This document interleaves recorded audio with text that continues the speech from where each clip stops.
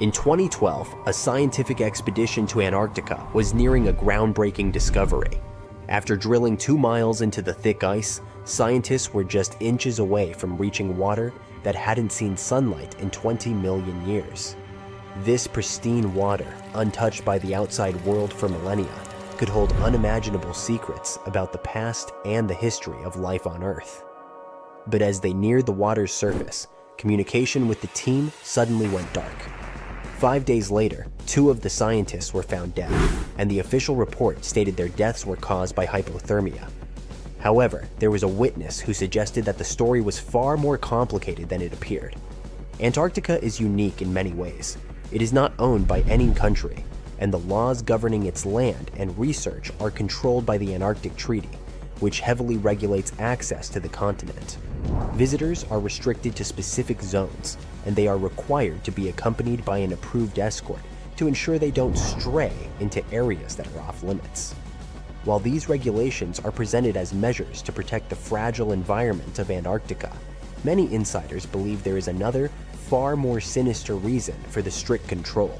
Something dangerous and far-reaching lies buried beneath the ice. In February 2021, a chilling image appeared on the paranormal board of 4chan. A user posted a screenshot of Google Maps showing a bizarre shape in the frozen landscape, what appeared to be a massive spider-like creature. At first, people dismissed it as a hoax, a product of imagination or digital manipulation. However, things took a strange turn when Anton, the son of a former Navy lieutenant who had been stationed at McMurdo Base in the 1990s, posted photographs of his father's military memorabilia. His father, Joe, had uncovered strange and disturbing occurrences in Antarctica, especially in a restricted zone to the east of McMurdo. Joe had attempted to inquire about the area, but he was met with resistance and told that the information was classified. Anton revealed the coordinates of the location, which, when checked on Google Earth, displayed blurred images. Joe's first night at McMurdo was marked by a mysterious event that would haunt him for years. Soldiers arrived at the base carrying a man who was critically injured. The injuries were too precise, too unnatural for a simple animal attack, and the soldier who brought him in was in a panic. The soldier muttered something about releasing something we shouldn't have. When Joe pressed for more information, he was met with hostility, and a gun was pointed at him. The soldiers refused to speak further on the matter. This encounter was only the beginning of Joe's unsettling experiences at the base. By the early 2000s, reports started emerging from a Japanese ship patrolling the Antarctic waters. The crew claimed to have spotted what they initially thought was an iceberg, until it began to move. The object, which was 60 feet long, had pale skin and large black eyes, features that seemed otherworldly. Some of the crew reported seeing arms, hands, and fingers on the creature, while others insisted it had a long tail resembling a mermaid's. This mysterious creature, later dubbed Nanon, would occasionally surface to observe the ships before vanishing again into the icy depths.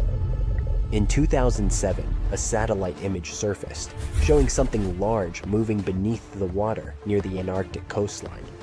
Cryptozoologists and conspiracy theorists alike were quick to speculate that this could be an intelligent species, long hidden from humanity in the frigid, dark depths of the Arctic oceans. Some even suggested that it might be the product of a secret, sinister genetic experiment, a hybrid of whale DNA and human genetics, designed to create a creature with abilities far beyond anything nature had intended. As Joe continued his investigation at McMurdo, he began to notice an increasing number of soldiers arriving with strange, precise injuries. These wounds, too perfect to be the result of animal attacks, were attributed to encounters with creatures known as striders.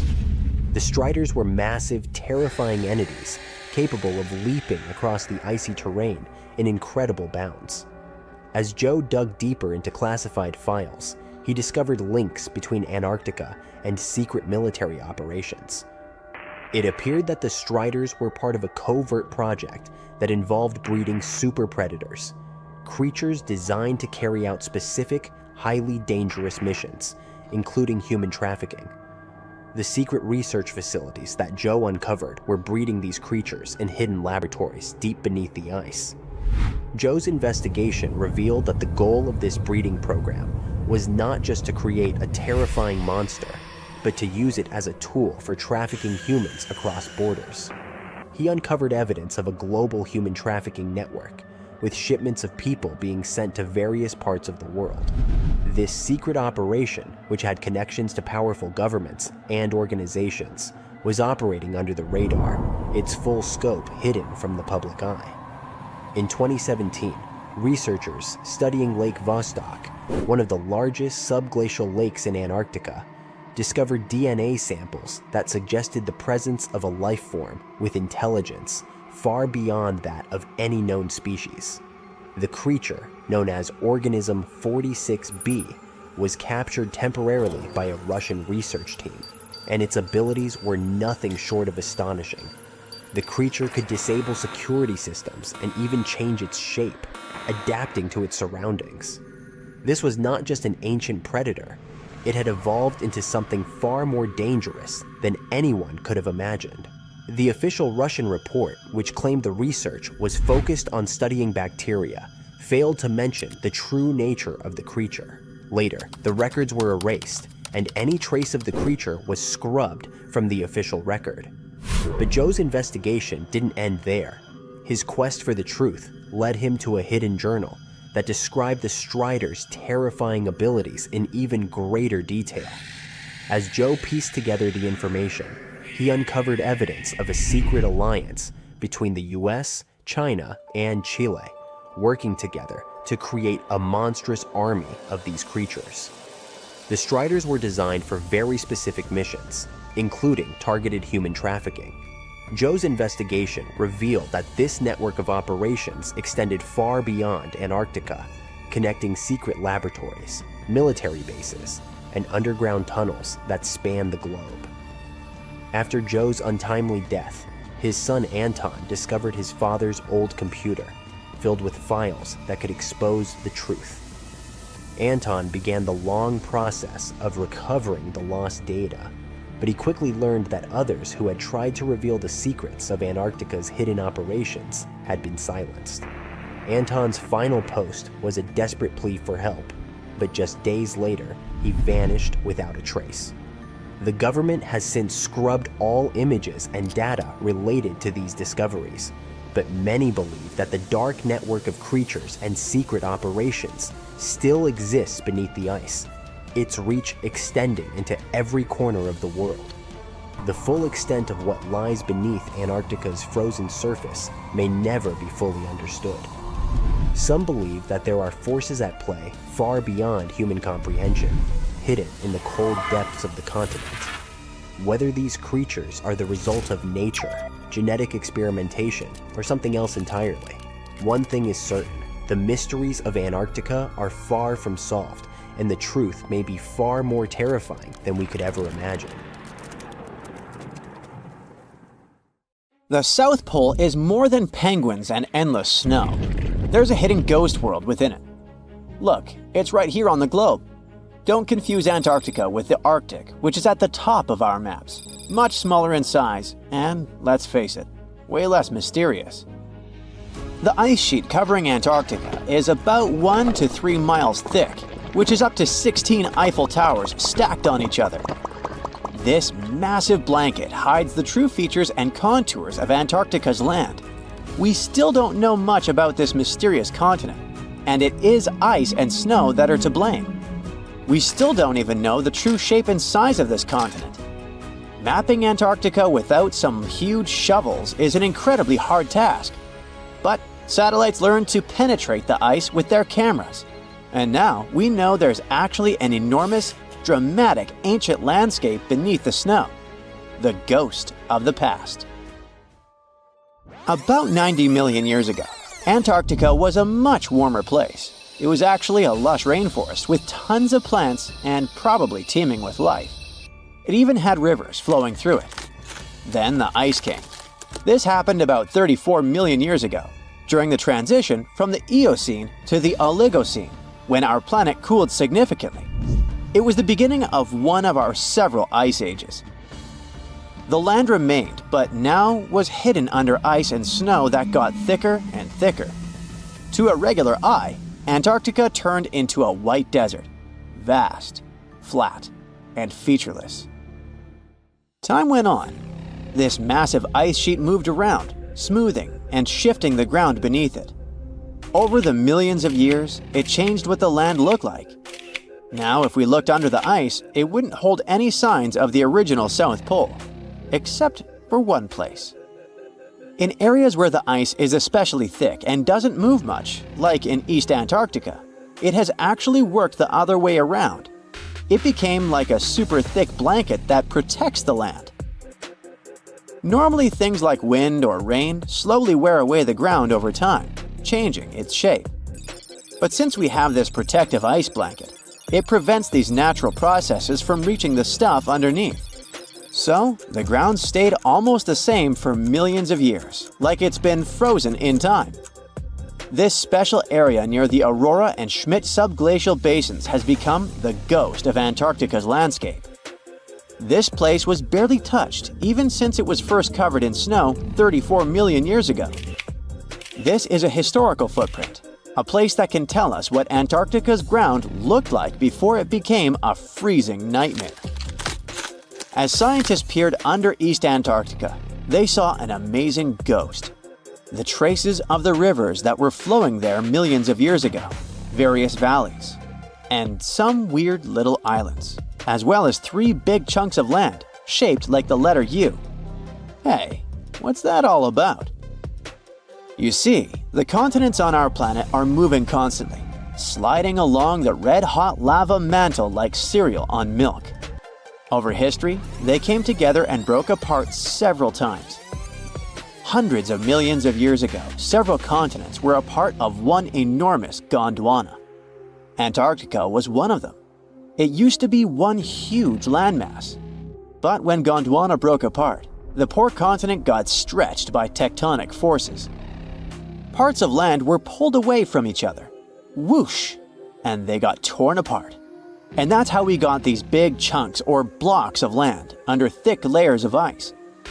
In any case, scientists now want to explore this ghost a bit more. But to study it deeply, they need to actually drill down through the ice, like using a straw to get to the bottom of a thick shake. This will help them pick up some rocks and dirt from way below to learn more about the Earth's history and climate. Antarctica is the 5th largest continent in the world, approximately bigger than the entirety of Europe or Australia, competing with the entire South America in size. Aside from East Antarctica, we discussed there are several more regions: Antarctica Peninsula, South Pole, West Antarctica, and the Ross Sea. The continent is basically a frozen sandbox, and all its hidden, mysterious landscape is actually less explored than Mars's terrain. We only know for sure that without ice, it wouldn't just be flat and empty, but an entire world full of big mountains, huge canyons, and even fiery volcanoes. Some of these volcanoes are so huge that they peak above the layers of snow. In West Antarctica alone, there are at least 138 volcanoes, though only about 8 or 9 are active today. One of the craziest ones is Mount Erebus, the southernmost volcano and the tallest one on the continent, about 12,500 feet high. And deep beneath the ice sheet, this guy hosts incredible, beautiful subvolcanic caves. The temperatures there are warm enough for t-shirts. The Antarctic Peninsula, or Lesser Antarctica, looks like a bunch of mountainous islands deeply underground. It has newer volcanic rocks that are part of the Pacific Ring of Fire, which is like a giant circle of volcanoes and earthquake zones around the Pacific Ocean. The Greater Antarctica is a huge part, almost as big as Australia. It consists of East Antarctica and the South Pole. Beneath the ice, it's a place of rocks that have been around for a very, very long time, including the special zone we mentioned. You probably know that Antarctica is nearly devoid of humans. No wonder. with a mean temperature of about minus 46 degrees Fahrenheit. But even though this place is horrifyingly cold and deserted, life still clings on. You guessed it, in the underworld. In 2017, scientists found DNA traces of algae, moss, and even possibly unknown small animals in the deep caves. That means that even in such crazy conditions, there are still unique ecosystems thriving in little isolated warm pockets beneath the snow. There was another incredible find beneath Antarctica's Ross Ice Shelf, a lively ecosystem vibing within an underground river. Scientists have long suspected that Antarctica's underworld should have some freshwater lakes and rivers. One day, a satellite spotted a groove there. They decided to explore it and used a hot water drill to melt their way through the ice. As they reached the underworld, they dropped a camera into one of those hidden fresh rivers. And at first, they thought they'd find just some rocks or something. But instead, they stumbled upon hundreds of amphipods, tiny shrimp-like creatures.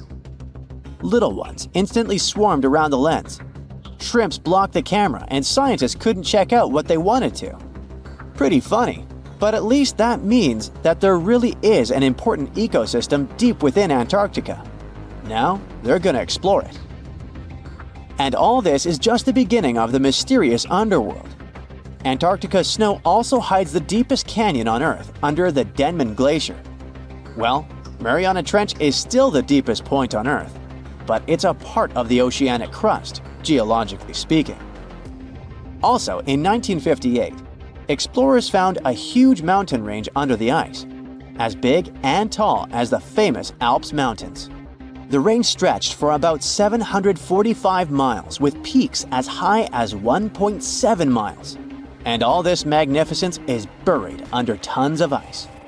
Who knows what else we might find there? Antarctica holds about 60% of our entire planet's freshwater, which means it would be pretty bad if it melted. For example, there's this Doomsday Glacier, officially known as Thwaites Glacier. It's a huge ice formation, about the size of Florida, and it's melting right now. Every year, the sea levels rise by 4% because of it. If this guy melts away completely, the sea levels all around the world will increase by 2 feet, which might not sound like a lot, but it would be catastrophic for coastal areas. Luckily, researchers have found that even if its ice shelf were to collapse in the next 50 years, the glacier itself wouldn't retreat as quickly as they feared. It's still losing ice rapidly, but it would be quite a slow process.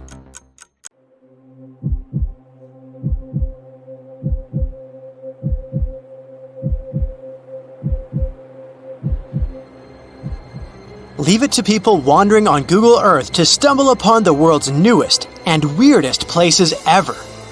Like this mysterious pyramid discovered in Antarctica. Soon enough, the internet blew up with all sorts of theories regarding this unusual shape. Could it be a sign from a different life form? Is this pyramid indeed natural, or is it man-made?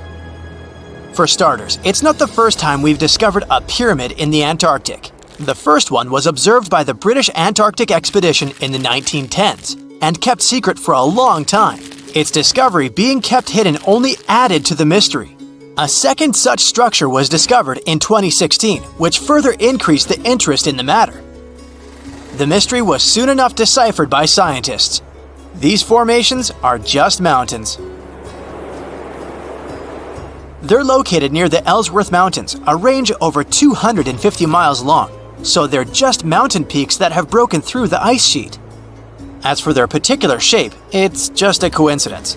Pyramids are found throughout nature. The Matterhorn in the Alps and Mount Ballenstinder in Iceland, for example, are quite similar in terms of shape. As for the official name of these peaks, they're called nunataks, or peaks of rock peeking through a glacier or an ice sheet. Antarctica has way more incredible features, like the fact that it's home of 60 to 90% of the world's fresh water. That's because its ice sheet is the biggest on our planet, stretching across 5.4 million square miles. I'll spare you the calculations, but that leaves only 1% of the continent ice-free. Antarctica's ice reaches 2.7 miles thick at its deepest point, meaning half the height of Mount Everest. Should it ever melt completely, our sea levels would rise to roughly 200 feet. It wasn't always this cold though. At some point in our planet's history, Antarctica had some average temperatures as the city of Melbourne has today. It took a lot of research, but scientists figured out that Antarctica's temperatures could have reached up to 62.6 degrees Fahrenheit. Sure, that was 40 to 50 million years ago, but if you think about it, it was at the same time when dinosaurs roamed our Earth. Time is also different on this icy continent. All the lines of longitude that help us calculate different time zones merge into a single point at the South Pole. Here, there are 6 months of daylight in the summer, followed by 6 months of complete darkness during the colder season. So, scientists working here stay, on average, in the same time zone they've come from.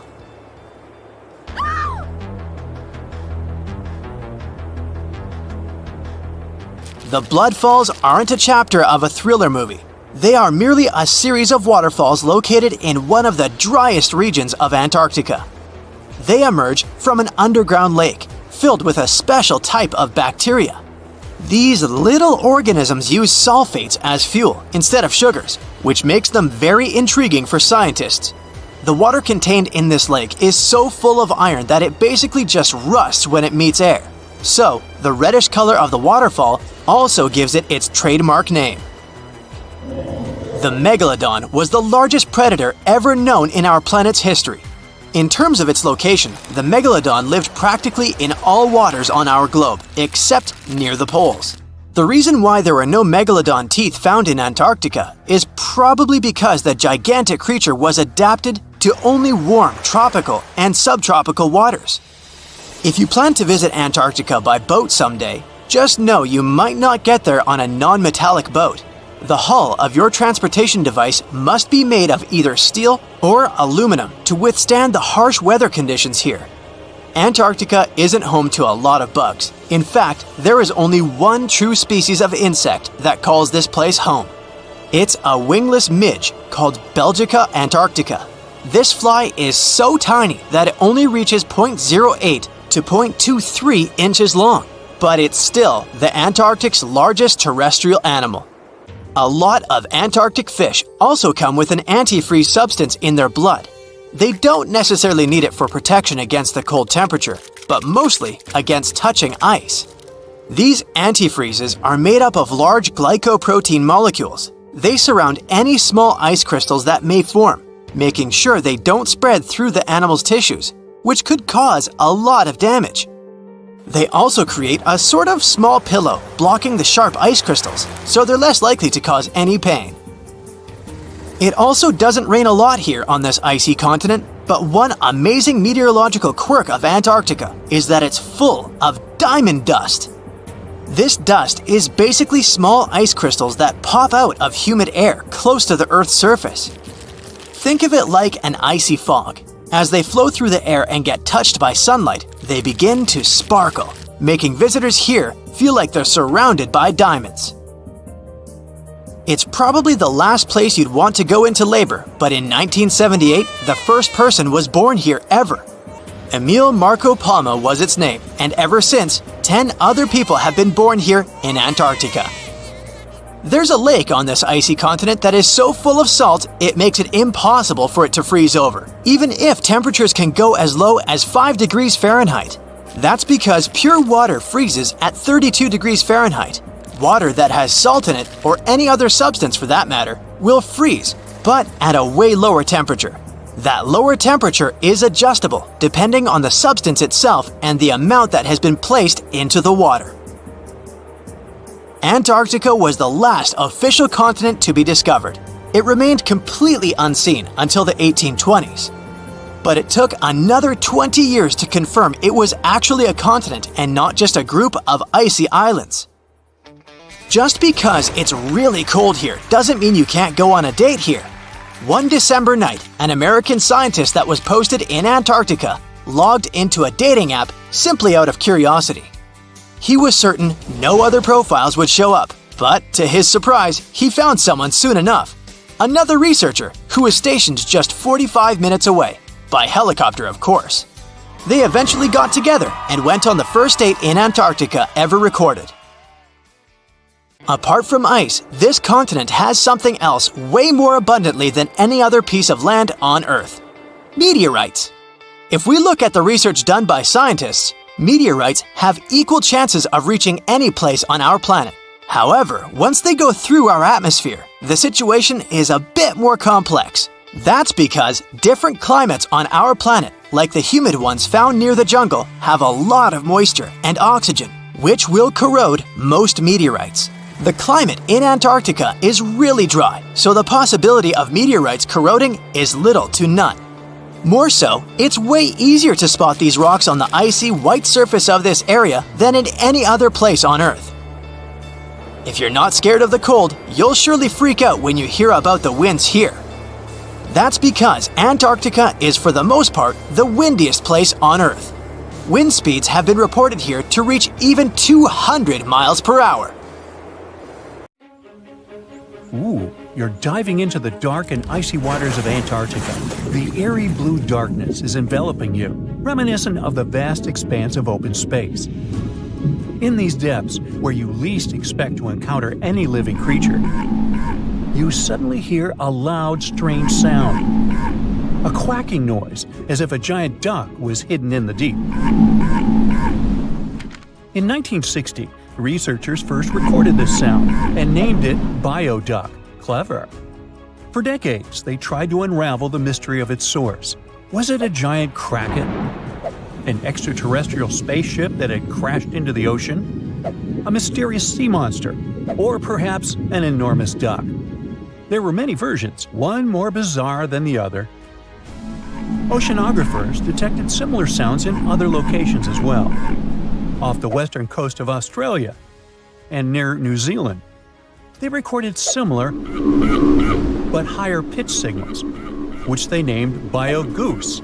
It seems the creepy atmosphere of the story disappears with such names. Anyways, these sounds were not isolated incidents. They happened multiple times with consistent intervals. Many initially thought the source must be mechanical, given the regularity of the sounds. However, studying the oceans in the latter half of the 20th century was challenging because of limited technologies. Nevertheless, scientists persisted in collecting data on Bioduck and Biogoose, driven by their insatiable curiosity. As more data accumulated, so did the theories. But scientists eventually uncovered the mystery. Bioduck turned out to be a form of communication with a biological origin. When researchers analyzed the repeating sounds, they noticed that the signals never overlapped. One source would speak while the others remained silent, suggesting a form of communication. The question remained, which ocean creature possessed such an extraordinary method of communicating through varied frequency sounds? The answer, as many have guessed, is whales. Scientists compared the Bioduck sound from Antarctica with the calls of minke whales and found striking similarities. The Biogoose sounds from the waters off Australia and New Zealand likely belong to other species or very young minke whales. This discovery, however, only deepened the mystery. What purpose did these sounds serve? Were the whales discussing their dinner plans, laughing at the humans recording their voices, or perhaps sharing deep insights about the universe? The possibilities were endless, but the most astonishing revelation was that humans might one day learn to communicate with these magnificent creatures. Communicating with whales is no longer a far-fetched idea. Scientists from the University of California have already established contact with a humpback whale named Twain. In a groundbreaking experiment, researchers conducted a 20-minute conversation with the marine mammal. Here's how they did it. The specialists went on a marine expedition to the coast of Alaska, where they recorded the sounds of a group of humpback whales. Then they played these sounds through speakers, sending the signals back into the ocean. The recorded sounds resembled a greeting, like, "Hey, what's up?" but in the whale language. These greetings are used by whales to call each other or indicate their location. Now, soon after sending the signals, the researchers received a response. Twain approached the boat, circled it, and replied with a "hey" of its own. This marked the beginning of the first ever human-whale conversation. For 20 minutes, the scientists sent 36 signals to Twain, and each time the whale responded. Moreover, it waited for time intervals before answering. That is, the team received a response from the whale, waited 10 seconds, and turned on the sound again. Researchers then waited 10 seconds and answered. It seems that Twain was a very delicate interlocutor. Maybe it was a gentleman in the whale world, who knows? Or maybe it was simply intrigued by the unusual interaction. The signals used in this communication belonged to a group of whales that included Twain. It's likely that the researchers had recorded Twain's own sounds and used them to communicate with it. In a sense, Twain was conversing with itself. Now let's continue our journey and venture into the deepest oceanic trench on Earth, the Mariana Trench. A quick reminder, the Mariana Trench is a colossal chasm in the ocean floor, stretching over 1,500 miles south of Japan and reaching a depth of nearly 36,000 feet at its deepest point. To put that into perspective, the height of the Burj Khalifa, the world's tallest building, is like 1/10 of the Mariana Trench's depth. Now imagine this. In this deep, dark abyss, scientists recorded a strange sound.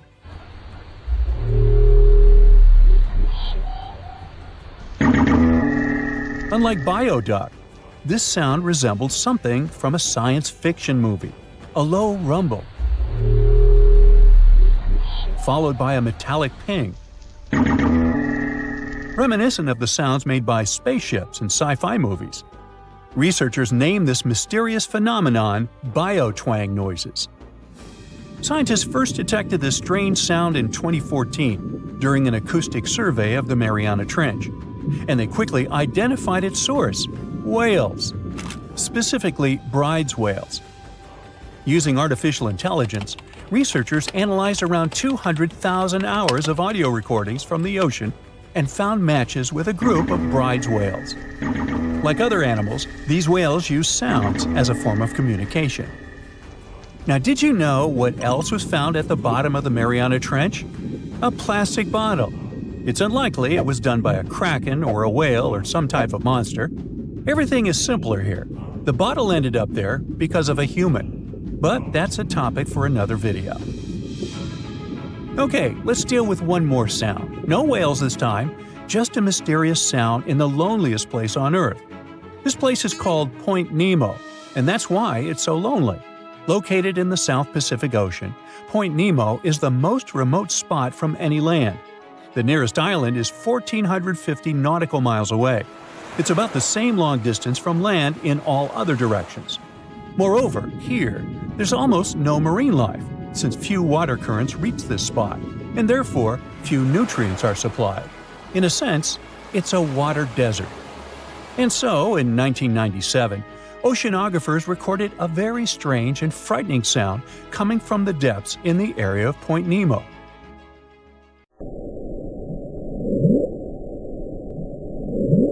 It was something gigantic and scary. People called it the bloop. As soon as journalists found out about this phenomenon, people around the world began to invent the most fantastic versions. The most popular of them was that the sound source was a giant sea monster, kraken, or some other creature. The hype around the bloop didn't last very long. Scientists managed to find out the nature of the mysterious noise. It turned out it belonged to an iceberg. When they crack and collapse, they create powerful ultra-low frequency sounds that can be heard from a very long distance. To confirm this version, scientists recorded the sounds of other icebergs and heard something similar to the bloop. Oh, by the way, Point Nemo is so lonely that space agencies drop out-of-service satellites here. Space objects just fall in the water. There's a 99% chance that no animal or human will be harmed by falling debris in this lonely place. That's why many people call it the satellite cemetery. But what if, someday, a spaceship from another planet falls here? What if it has already fallen in Point Nemo and sometimes emits an emergency signal that breaks through the ocean? Ooh. All the mysteries you have heard have already been solved. How about we end this video with a mystery that still baffles scientists? Meet upsweep.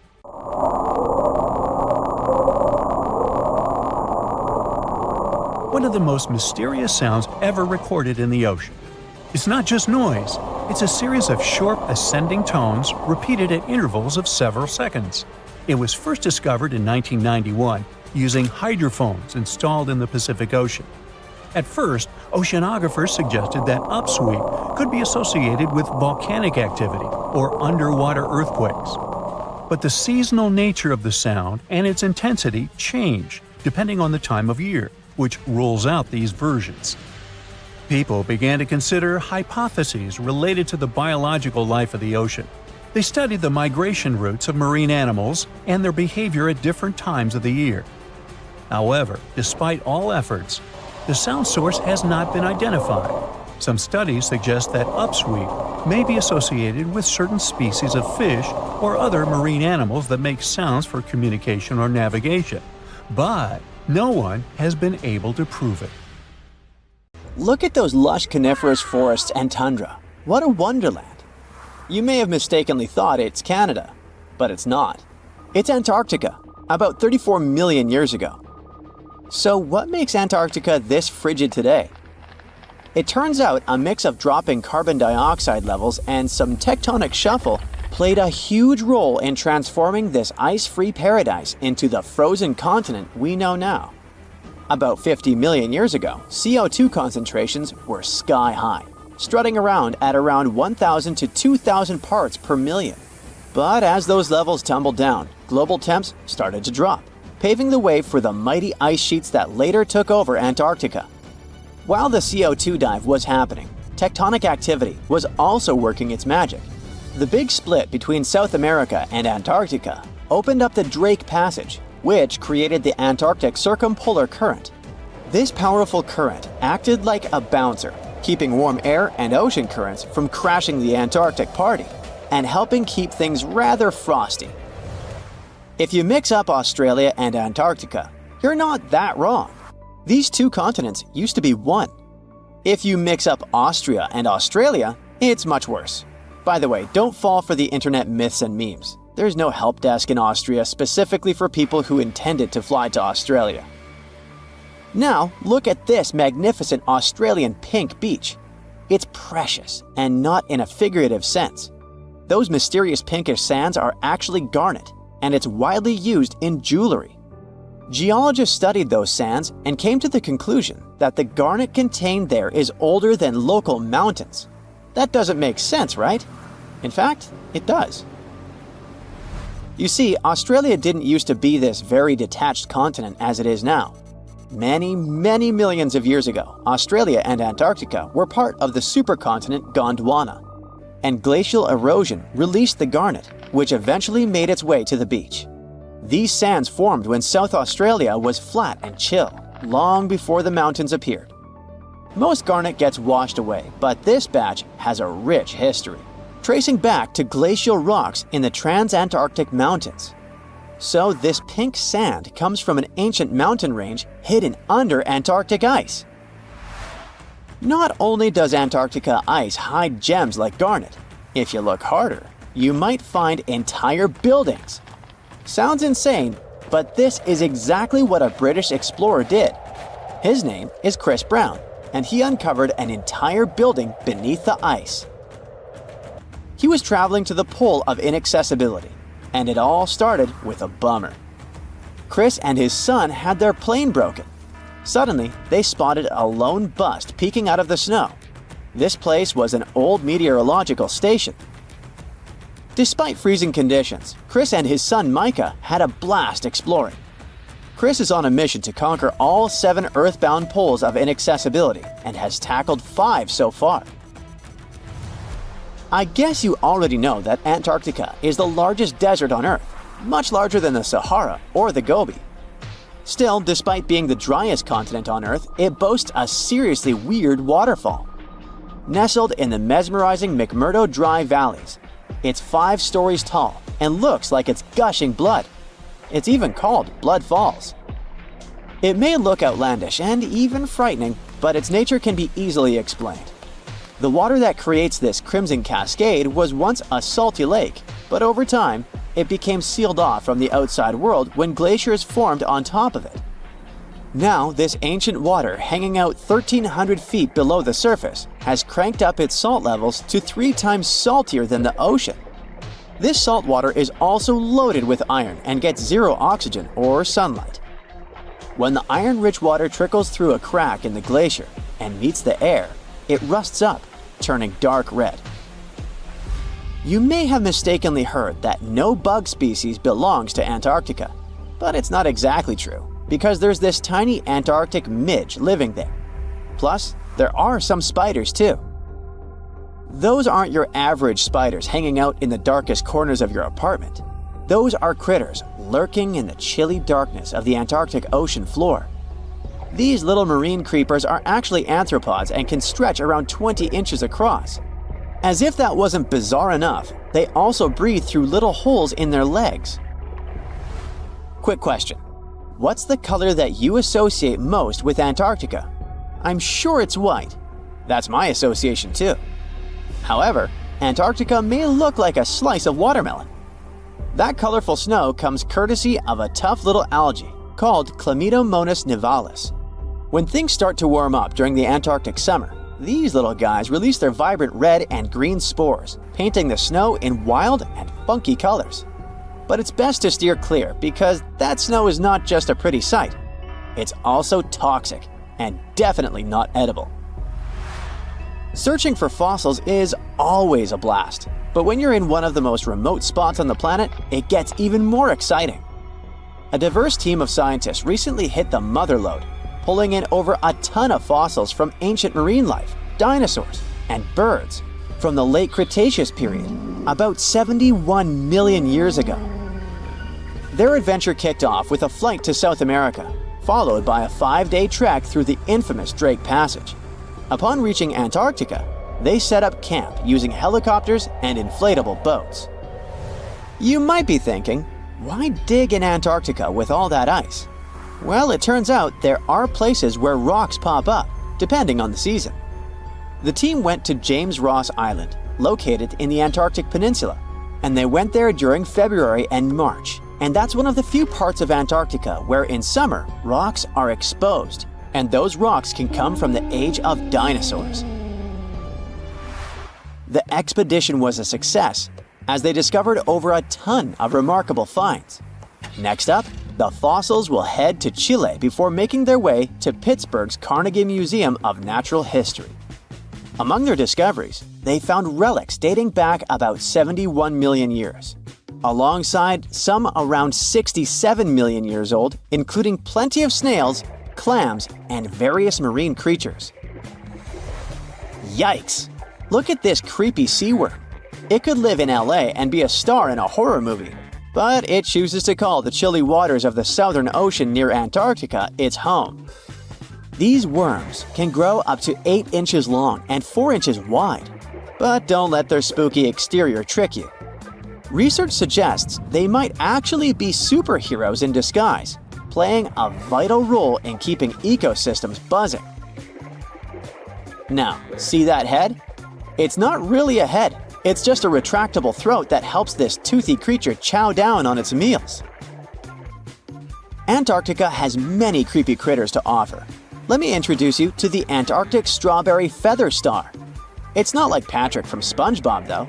It's more like a deep-sea creature straight out of a horror movie. Picture this, 20 wiggly arms, some stretching up to 8 inches, all decked out with these bizarre little bumps. Yikes indeed. Back in 2014, scientists buried 34 seismic monitors in the snow on the Ross Ice Shelf, which is huge. Think of it as an ice slab the size of Texas, just chilling over the Southern Ocean.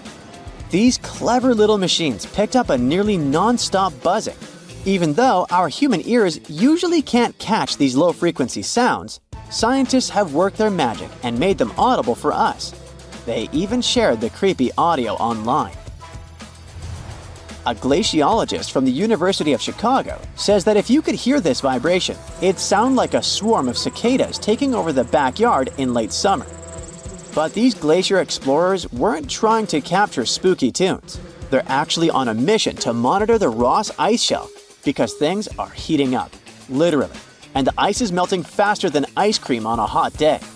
Ice shelves are like Earth's safety plugs, keeping all that massive ice from surging into the ocean.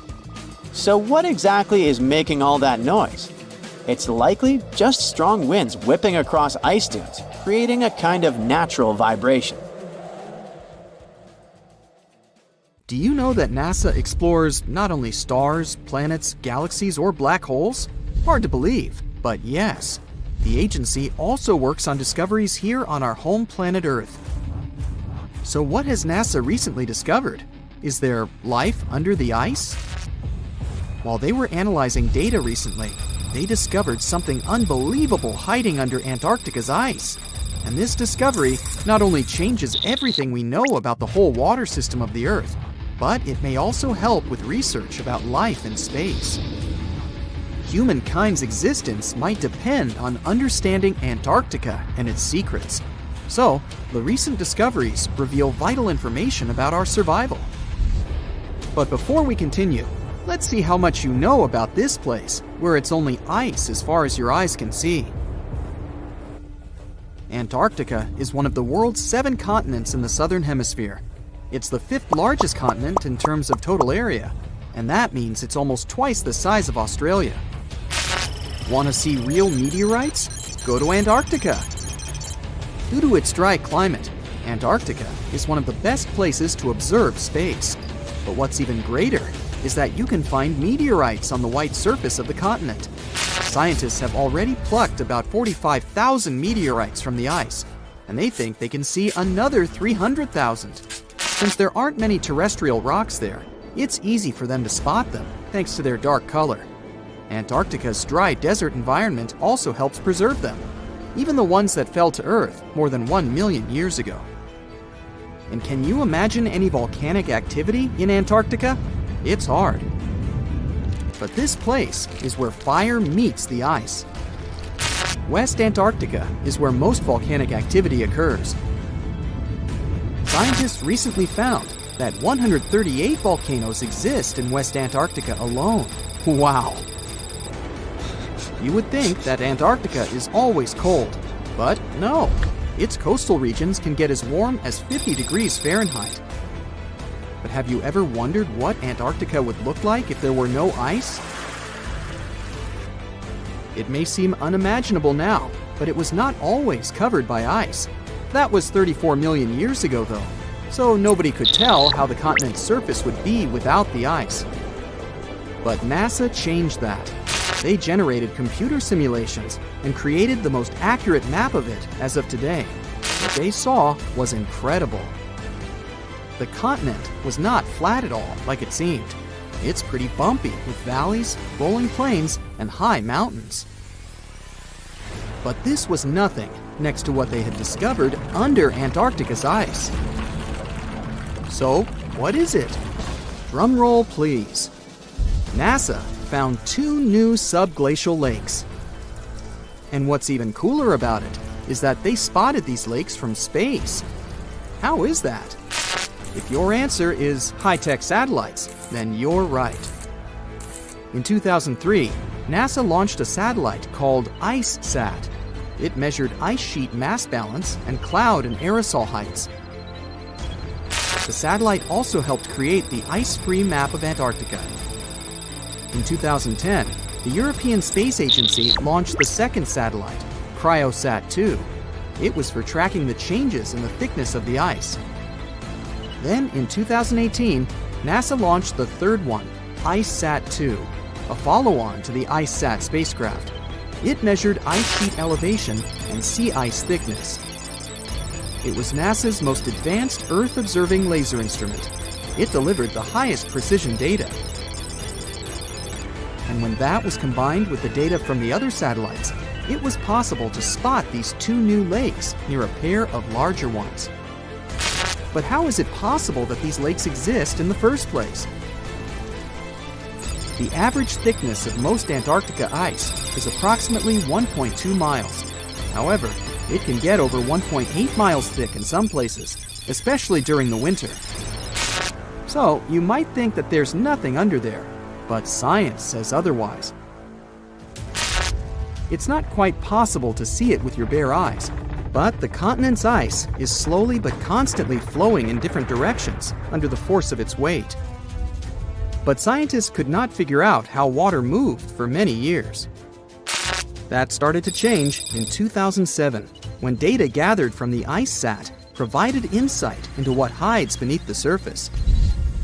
They first discovered an entire network of meltwater lakes connected under Antarctica's fast-flowing ice streams, and there were hundreds of them.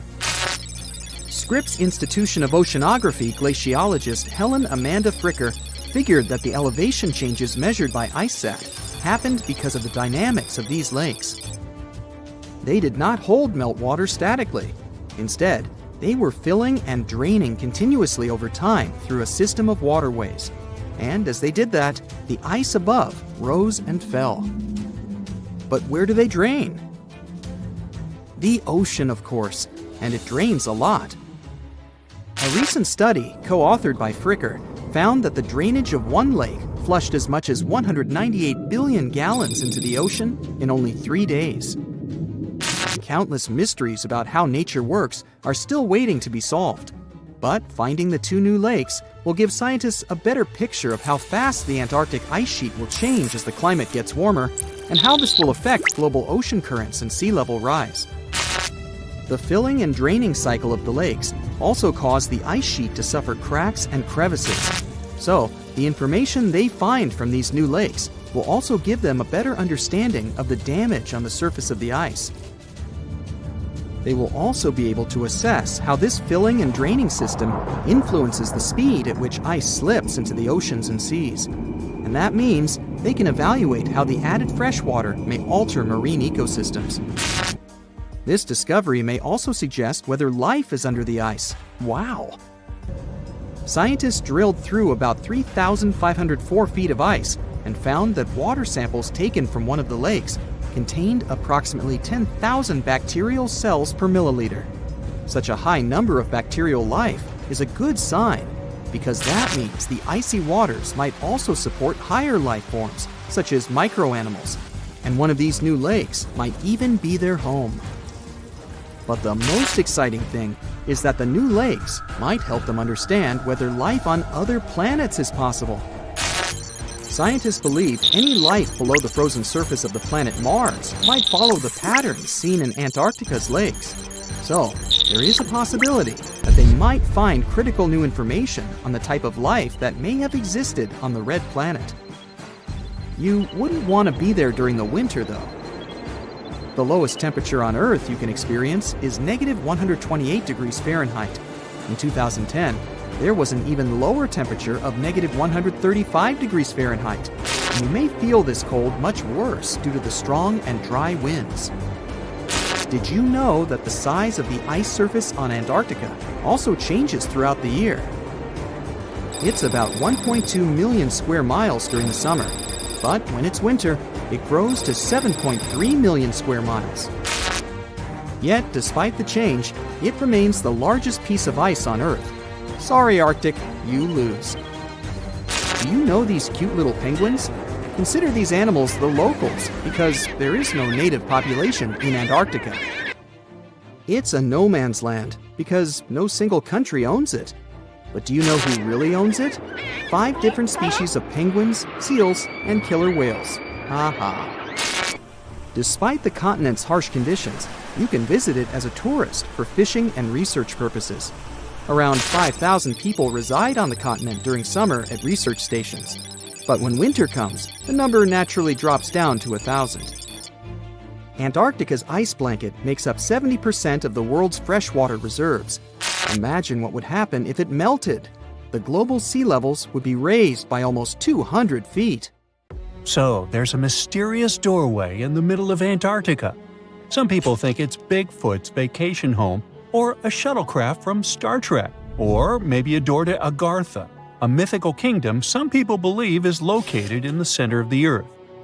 Well, the scientists debunked all these poetic theories and explained that what looks like a mysterious doorway is located in an area of fast sea ice. It's offshore of the coast and is full of little islands with shallow water around them. When ice flows around hard rocks hidden underneath, it can create patterns that look odd but are totally normal. In this spot, the ice is thin, so the rocks underneath have a big effect on how the ice moves. The cold winds in Antarctica also shape the ice and snow and make it look like they're lines and shapes.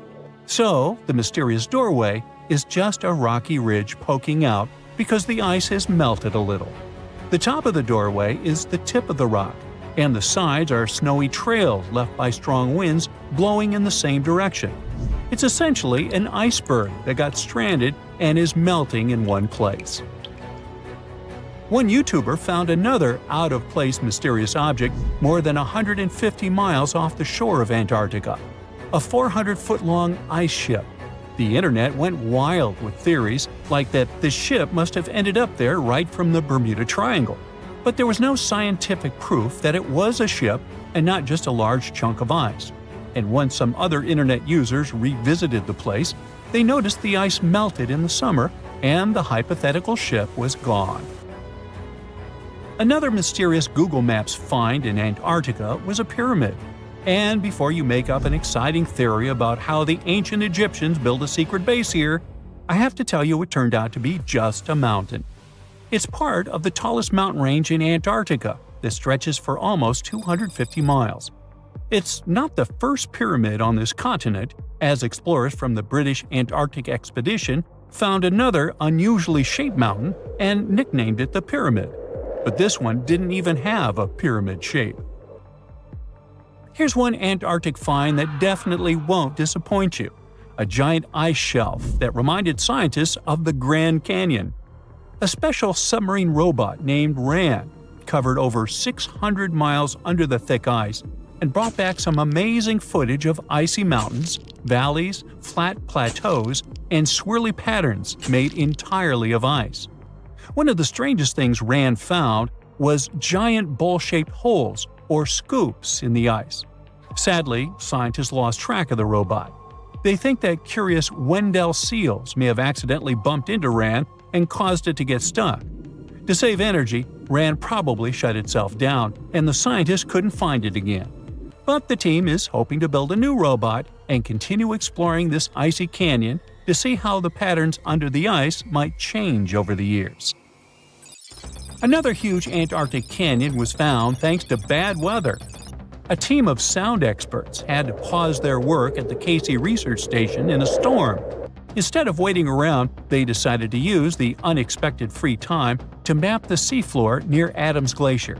And that's how they found a canyon that is almost 7,000 feet deep, almost 30,000 feet wide, and stretches over 28 miles away from the glacier. During the mapping, they discovered just part of the canyon before they had to go back to the research station. But when bad weather came in again, the ship went back and mapped more of the canyon. They were working in waves up to 13 feet high and super powerful winds, but they managed to get about 15 hours of data to complete their map. On the way back to Australia, they stopped one last time, and now they've got a full picture of the canyon. Studying it is helping scientists learn more about the history of glaciers and the interaction between the Antarctic ice sheet and the ocean. Now, there's a frozen lake in Antarctica called Lake Enigma. For a long time, people thought the lake was completely frozen solid. But during one expedition, researchers found that under the thick ice, there was a layer of liquid water about 40 feet deep. To learn more, they drilled through the ice and sent down a camera to explore what was hiding in the lake's depths. The lake's water, which they think comes from the nearby Amorphous Glacier through a secret underground pathway, was filled with strange microbial life. These tiny microbes lived in mats that covered the lake bed. Some of the mats were thin and spiky, and others looked like crumpled carpets, or even small tree-like shapes that grew up to 16 inches. Many of the microbes could make their own food through photosynthesis, just like plants do, and it gave the lake a high amount of oxygen. One of the coolest discoveries was a type of microbe which usually lives in low-oxygen places.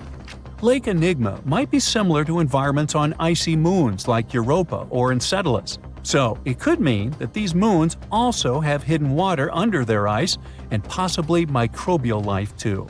One more mind-boggling discovery from Antarctica is tiny pieces of amber in mudstone, found here for the very first time. It took scientists years of studying incredibly well-preserved fossilized roots, pollen, and spores that they found back in 2017. Amber proves that resin-producing trees once grew in Antarctica, part of a lush rainforest that existed near the South Pole during the mid-Cretaceous period. Back then, disclaimer, I wasn't around then, the trees would have had to survive through months of darkness during the long Antarctic winters. Scientists believe they adapted by going dormant for a long time.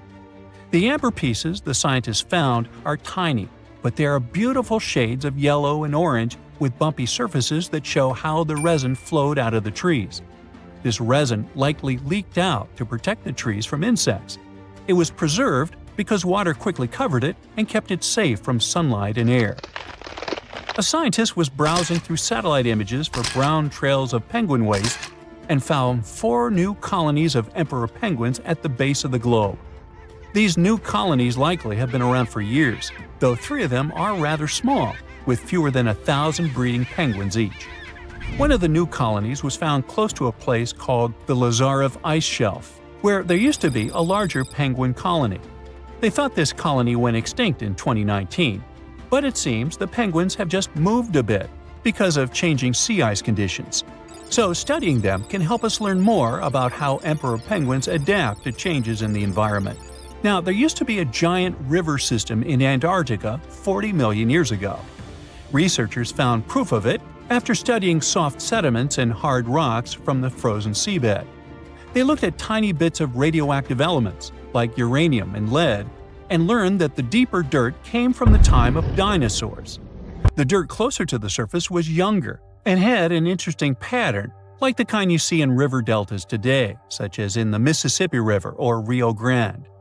Scientists found tiny signs of life in the sand. The river that once flowed here started in the Trans-Antarctic Mountains and traveled 930 miles before it reached the sea. Researchers kept studying newer layers of dirt from about 20 million years ago. They hope this will help them predict what the Earth's weather patterns might be like in the future. They say it's safer to get someone on the International Space Station than to evacuate someone from Antarctica in the winter in case of an emergency. So if you're wondering what it's like to be an astronaut but aren't ready to leave the Earth, consider the career of an Antarctica explorer. The desert conditions around the South Pole are much like those on Mars. The lowest temperature ever recorded here was almost minus 129 degrees Fahrenheit. You can find more meteorites here than anywhere else on Earth. Plus, there isn't any sunlight here for 6 months every year, just like in space all the time. So, NASA scientists use this land to test their space robots, to design the best astronaut meal plans, and to know what it would feel like to fly to another planet in complete isolation. The first people came here to stay on purpose for the whole winter in 1899. All 10 of them lived in a small cabin made of pine wood that was only about the size of 2 bedrooms. The windows were boarded up, and the roof was covered in sealskins. Heavy coal held it down to stop the wind from blowing it away. Even though it was tough, all the men survived except for one. More than 100 years later, the little hut is still standing and is the oldest building in Antarctica. Today, Antarctica has over 40 research stations that are open all year, and about 60 more that are used only during the warmer months. In the summer, up to 5,000 people live here doing their research. The places where they stay are much more comfortable than they used to be. No need for sealskins anymore. Belgium's futuristic Princess Elizabeth Station stays warm using sunlight and heat from people and electrical appliances. It's covered in shiny metal and built on strong rocks, with walls that are more than 1.5 feet thick. These walls have 9 layers of different materials like wool, paper, and wood. The temperature inside stays at a comfy 68 degrees, even when it's freezing at minus 58 outside. The eco-friendly station uses wind turbines and solar panels for power, and it makes more energy than it really needs. Brazil's Comandante Ferraz station is divided into 3 levels, kinda like a themed hotel. The top part is 30 feet tall and has bedrooms, restaurants, and other facilities to live comfortably. The middle part, which is almost 20 feet tall, is used for science experiments and maintenance. The lowest part, about 8 feet high, is where they store things and park vehicles. It also has video conference rooms, libraries, and living rooms. The station's height can be adjusted depending on the temperature and melting ice, so it stays safe and comfy for the people living there. This design also helps to minimize the impact on all the wildlife around it. Another interesting station is Britain's Halley 6 Antarctic Research Station, which looks like a robot from Star Wars. It's made up of 8 separate sections. The station sits on tall legs that allow the wind to blow the snow away. This way, it isn't stuck to the ground. The bottom is shaped like sleds, so they can move the station around when needed. This is important because it sits on a huge moving glacier, which slowly pushes it towards the sea. The station sleds let it be moved back regularly for important studies, like observing the atmosphere. This is the first research station that can be fully moved like this. Some scientists don't stay at research stations, but live in tents on the ice for days. They spend around half of the time trapped inside because the wind blows some serious amounts of snow on the tents and blocks the exit. They say it feels like exploring space. One earthly question, though, is how they use the bathroom while out exploring in Antarctica and not at a research station. There aren't any real bathrooms unless you bring or make one. Some explorers use a special tent just for that, or build snow walls or igloos for privacy. All waste has to go with them when they get back to the research station. You can't just leave the waste in the wild there, according to the Antarctic Treaty System that regulates all human activities. It could harm the local environment. So, at the end of the season, they send it back to their home country in special containers. So nothing stays in Antarctica. Each research station gets its fresh water in different ways. In the past, people had to shovel snow and ice into big tanks and then heat it up to melt it into water. Now they mostly pump water from a lake that forms when ice melts and store it in a heated building. On average, one station needs about between 2,500 and 4,000 gallons of water every day. To save water, people can only take 3-minute showers. When water is running low, they might only be allowed to shower every second or third day. Building new constructions in Antarctica isn't exactly easy because of snow that can pile up as high as a 1-story building, super strong winds blowing at 85 miles per hour with even faster gusts, and temperatures dropping really low.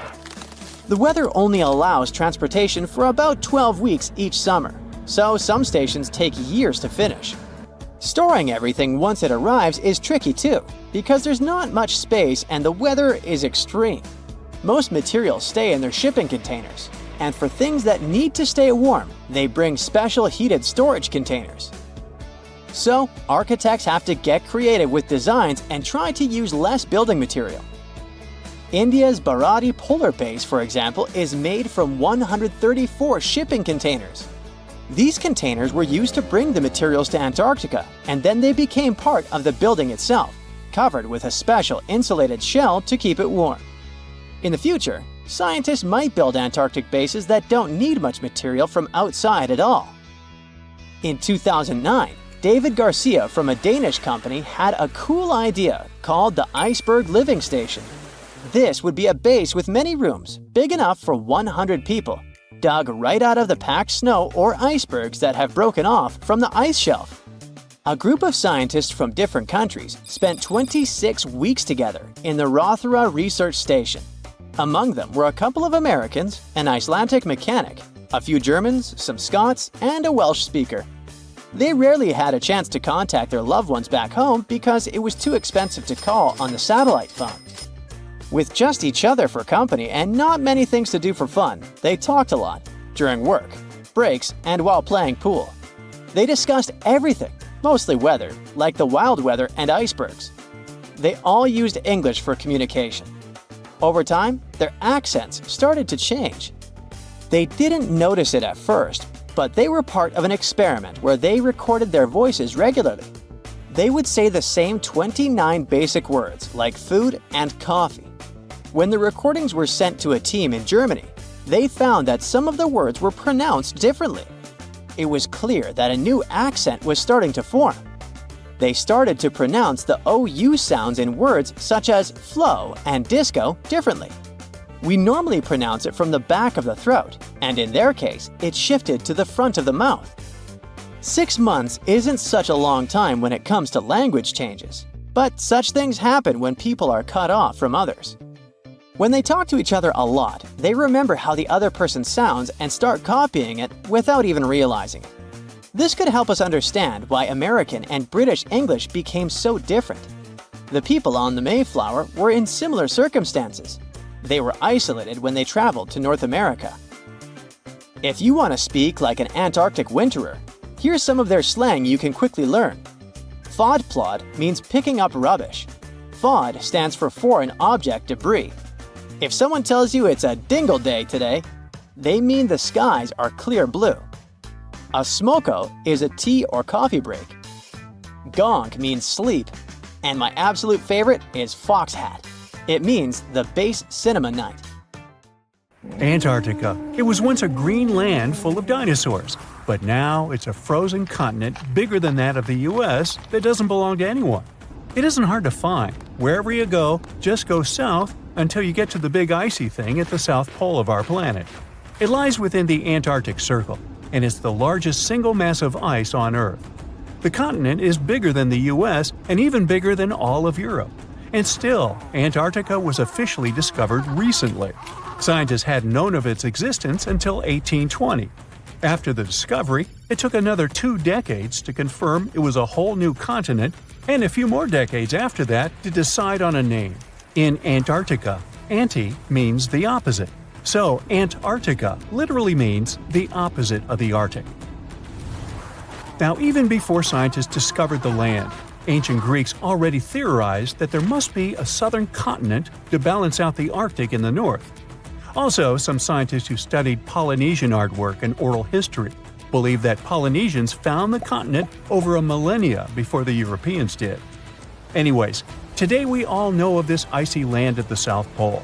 Because of its location, there are just 2 seasons there, summer and winter, and both last 6 months. In summer, it's a bit warmer, and the continent exists in pure daylight. And in winter, it's dark all day long. 98% of Antarctica is ice. This continent alone stores 60% of the planet's fresh water. And yet, despite all those water reserves, Antarctica is the biggest desert in the world. By definition, a desert is an area with sparse vegetation and little snow or rain. Notice that plenty of sand isn't a necessary condition here, even though the continent does have some sand and even sand dunes. It also gets a lot of wind. Antarctica is the windiest continent on Earth, and wind speeds can reach 200 miles per hour. That's even faster than hurricane winds. The little snow the land gets never melts. It just builds up over time, for centuries and millennia. So there's a thick ice layer there. This makes Antarctica full of hidden secrets. There's a whole new world underneath its ice. For example, there are a lot of mountains on the continent that are like 9,000 feet tall. It's taller than 3 Burj Khalifas stacked on top of each other, if we must, and that's currently the tallest skyscraper in the world. But we don't see all those mountains because they're all hidden under the ice sheet that's almost 16,000 feet thick. There's also a lake down there, beneath over 11,000 feet of snow. The lake is called Lake Vostok, named after Vostok Research Station, under which it's located. Originally, it was just a hypothesis. Over a century ago, a scientist suggested that the huge pressure created by tons of ice could decrease the melting point of ice in the lowest layers of the ice sheet, creating liquid water, which could form a lake. He didn't prove his ideas in his lifetime, but others continued his work and confirmed that this theory was true. There's also a canyon in Antarctica, hidden underneath huge masses of snow too. It's deeper than the Grand Canyon we have in Arizona. There is a mountain range that divides the continent into 2 parts, East Antarctica and West Antarctica. The western part of the continent is experiencing higher temperatures and is starting to melt. If West Antarctica melts and releases its stored water, it will raise the average global sea level by about 16 feet. That will be enough for some cities all over the world to completely disappear. Perhaps the first to turn into a water world will be Thailand's capital Bangkok, which is just 5 feet above sea level.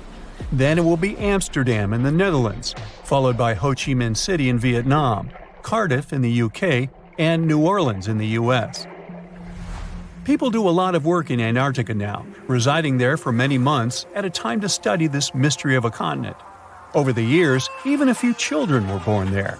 But it's not a country, and the land doesn't belong to anyone.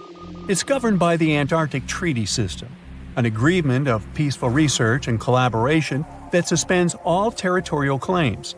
It was first signed by 12 nations, and now there are 59 supporters, half of whom have decision-making powers.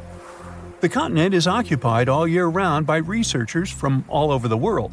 There are about 5,000 people living there in summer and about 1,000 in winter. Yet no one is a permanent resident there. People come and go, and the scientists take turns spending time there. The average yearly temperature there is negative 30 degrees. But there was a time when Antarctica was about as warm as Melbourne, Australia is today. It was about 40 to 50 million years ago. I wasn't around then. But the continent had green forests and dinosaurs roaming its land, chilling in the sun in a 63-degree Fahrenheit environment. That was before penguins. In our age, it's so cold that you won't even find any trees or bushes in Antarctica, just the snow. The only plants that can thrive in such extreme temperatures are lichens, moss, and algae. People can't stand such freezing conditions for lengthy periods of time either, so the continent has never had any indigenous population. Well, that is, if we don't count penguins, seals, whales, and a few other types of birds that live there now. Antarctica's fauna is the scariest and least diverse on the planet because only a few organisms can withstand its harsh conditions and because non-natives aren't allowed to be brought there. So, if you decide to travel to Antarctica with your cat, well, you can't. Hey, I don't make the rules. But those few species that live on the South Pole totally own the place. There are no more than 5,000 people there and around 20 million penguins. They are a kind of settlers, though. Penguins' first ancestors lived in Australia and New Zealand. There are still a few penguin species there, including the smallest penguin on Earth that is just 1 foot tall. Still, most of the penguins migrated to Antarctica at some point, possibly because they were attracted by the greater food supply there. It's not the cold that made them like the land. It turns out, most penguins leave the continent when the summer ends. The only ones that stay there are male emperor penguins, and they do it to warm and protect eggs left by their mates. But where do all the other penguins go? At first it was a big mystery even to scientists, but then they attached some tiny location devices to the legs of a few of these animals and figured it out. Penguins go to live in the southern oceans while it's too cold in Antarctica. None of them go ashore for half a year until they get back to the continent. When they come back, it's when those eggs, left for male penguins to nurture, start hatching, and so penguin families can be together when it happens. Penguins eat different fish, and the ocean is full of those despite its cold temperature.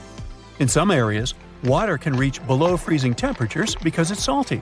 But fish don't freeze there because they have antifreeze proteins in their bodies. Then there are also about 1 million seals in Antarctica. They like fish too, and they can hold their breath underwater for 2 hours. They see way better underwater than in the bright light of the day, and they also use their whiskers to locate food. Their breathing holes in the ice can freeze while seals are away, and they must use their teeth to make a new one. Seals can even sleep underwater and then resurface occasionally to get some air without waking up. I can appreciate that. Consider Lake Enigma. What a fitting name. It's already strange enough because it's not even supposed to exist. But now, we stumbled upon actual life deep beneath it. And this just might help NASA in their search for life in outer space. The lake lies deep in the icy heart of Antarctica, so it's not really a water pool like we're used to, more like a lake-like block of ice, or so we thought.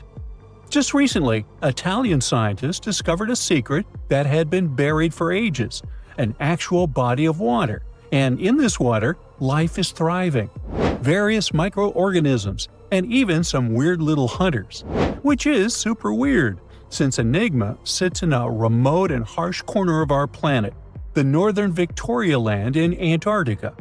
The entire South Pole is cold, but in this place, temperatures can plummet to a horrifying minus 41 degrees Fahrenheit. Though on average, it's around 7. Chilly. Like we said, this lake shouldn't even be there at all. Antarctica is technically the largest desert on Earth, even though it's covered in snow, because it's super dry.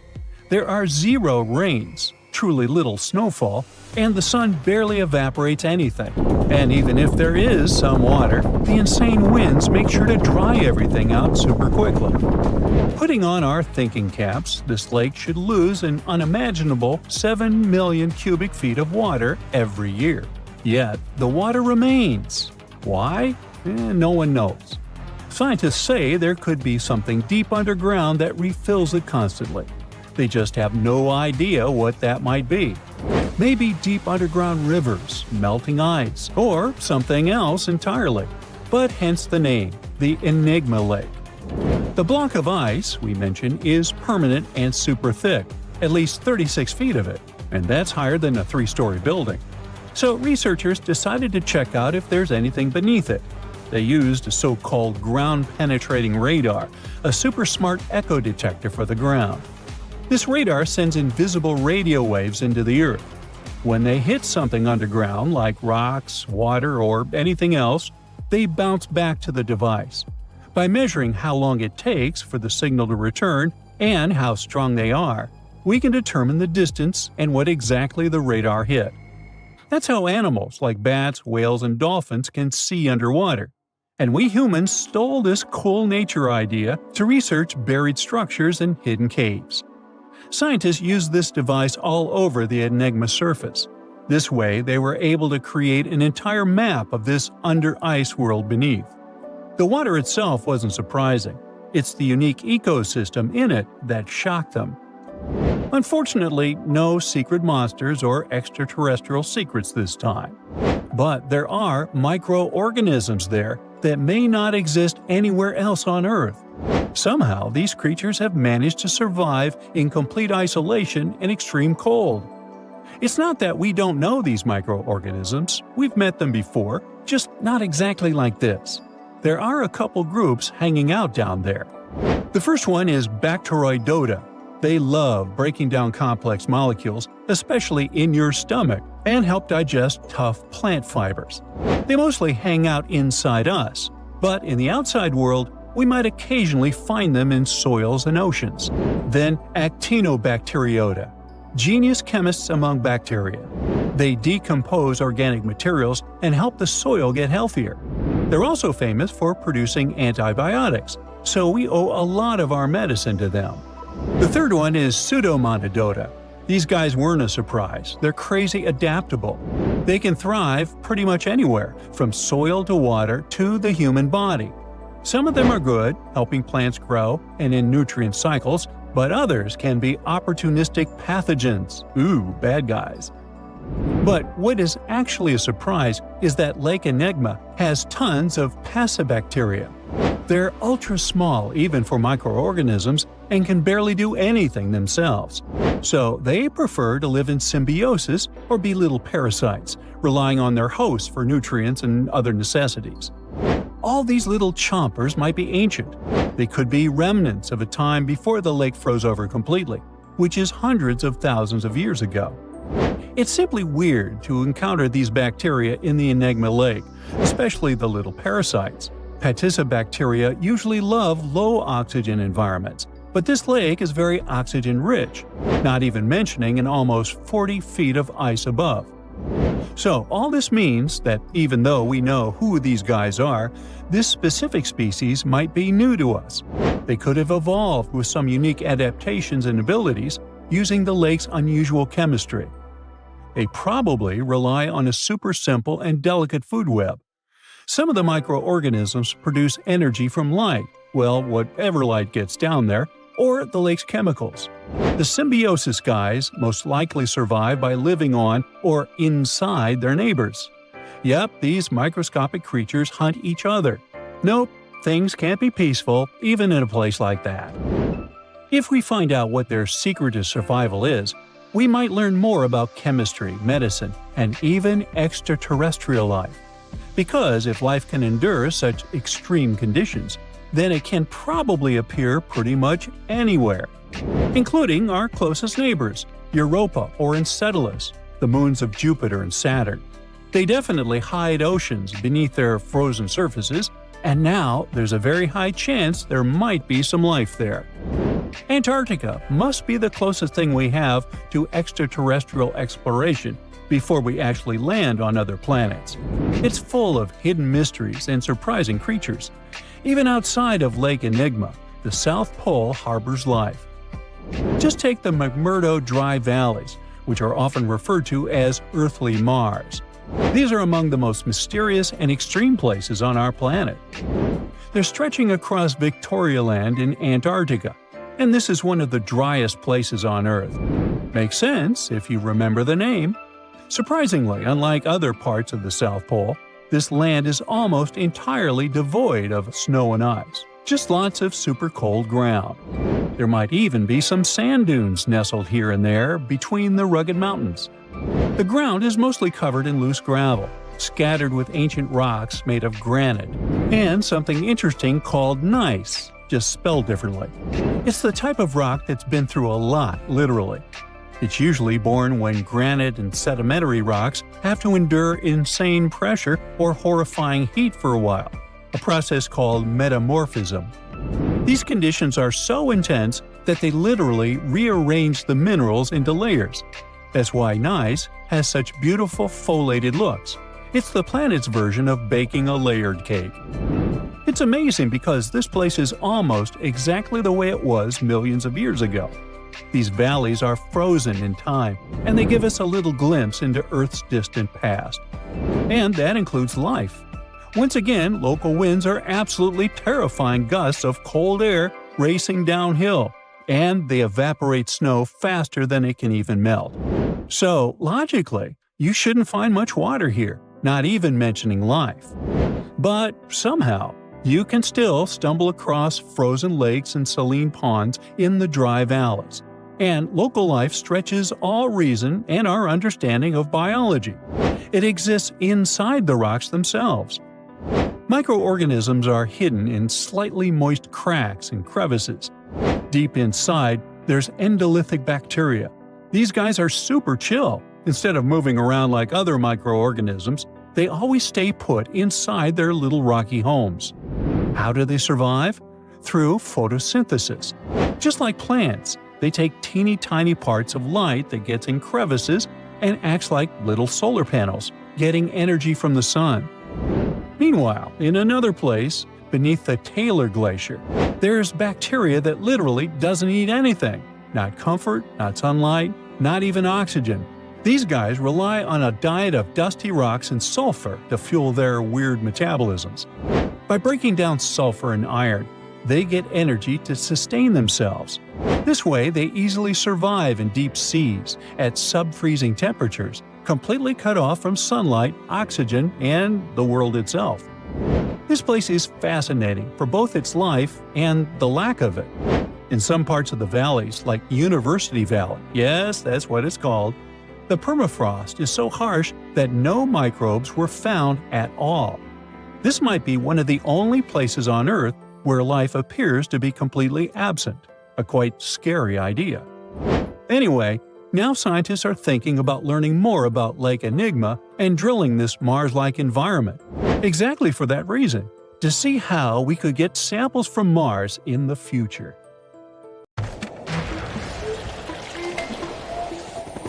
There's not much to do in Antarctica except scientific work. You could check out the wildlife, like some cute penguins and seals. And you'd get to see the occasional whale swimming around.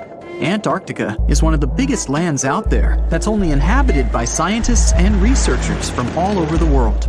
These scientists dug a hole through some pretty thick ice to study the ancient air and how the atmosphere cleans itself. They used a special drill and dug a clean cylindrical hole 450 feet below the surface. Some of this ice can be up to 800,000 years old and is a good indicator of what the climate was like in the past. It's like checking out tree rings to determine how old a certain tree is, except it's more complicated than that.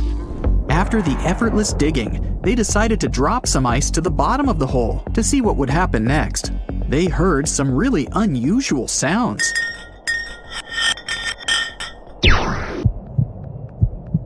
It felt like being on a spaceship traveling through a bunch of obstacles with many rocks smashing into each other.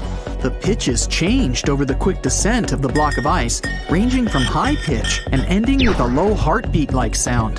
The scientists were puzzled when they first heard this and dropped some more ice, only to find out that the same type of sounds were being produced, just in different variations. They couldn't tell what was down there and, more importantly, why these kinds of sounds were produced. Antarctica boasts quite a few volcanoes, many of which are under super thick sheets of ice. Scientists discovered 91 volcanoes and claimed there could be more, potentially making it the most extensive volcanic region in the world. While they were doing regular scientific research, they came across many unmistakable large cone-shaped figures underground. Some were as deep as 2 miles in the ice. Some of the peaks were over 3,000 feet tall and dozens of miles across. But on the surface, it's as plain as a sheet of paper. They may have dropped that block of ice inside an actual volcano that they were standing on, but it's unlikely. Even though the underground volcano presence was discovered by accident, there's a small chance they were actually standing on one where they had their workstation set up. It's more likely that they worked in an area where studying ancient climates is easier and less dangerous than other places. They collect ice samples and study them in a lab. It's like discovering a prehistoric insect embedded in amber millions of years ago when dinosaurs used to roam the land. But instead of little bugs, scientists study ancient dust, air bubbles, sea salts, volcanic ash, and anything else that may have come from the environment. They can practically tell how the climate was during that time. These ice samples might show that Antarctica's western ice sheet melted when the Earth's climate warmed up. If it did, then it's likely to happen again. That would mean sea levels rising, affecting coastal cities and small remote islands. But scientists aren't sure it's true, despite some evidence to back it up. The process of studying ice samples can take a week or even a year, depending on what they find. They crush or melt the sample bit by bit. And like those tree rings, the deeper the layer, the further we go back in time. In order to study ancient bubbles trapped in ice, researchers have to crush the samples under a vacuum hood to keep the air out while extracting the air and putting it in vials.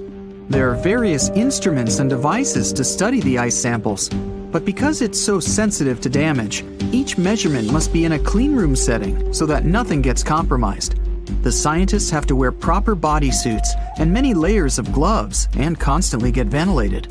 Even something as tiny and insignificant as a fingerprint can ruin a sample. They look for certain patterns to see changes in the atmosphere's composition and temperature. But dropping a few blocks of ice down a hole wouldn't be so bad. The reason why it made such a peculiar sound is the same reason why a moving car sounds different when it's honking than when it's stationary. The scientific word for it is the Doppler effect. It's an obvious change in the frequency of a wave with respect to an observer who is moving relative to the wave source.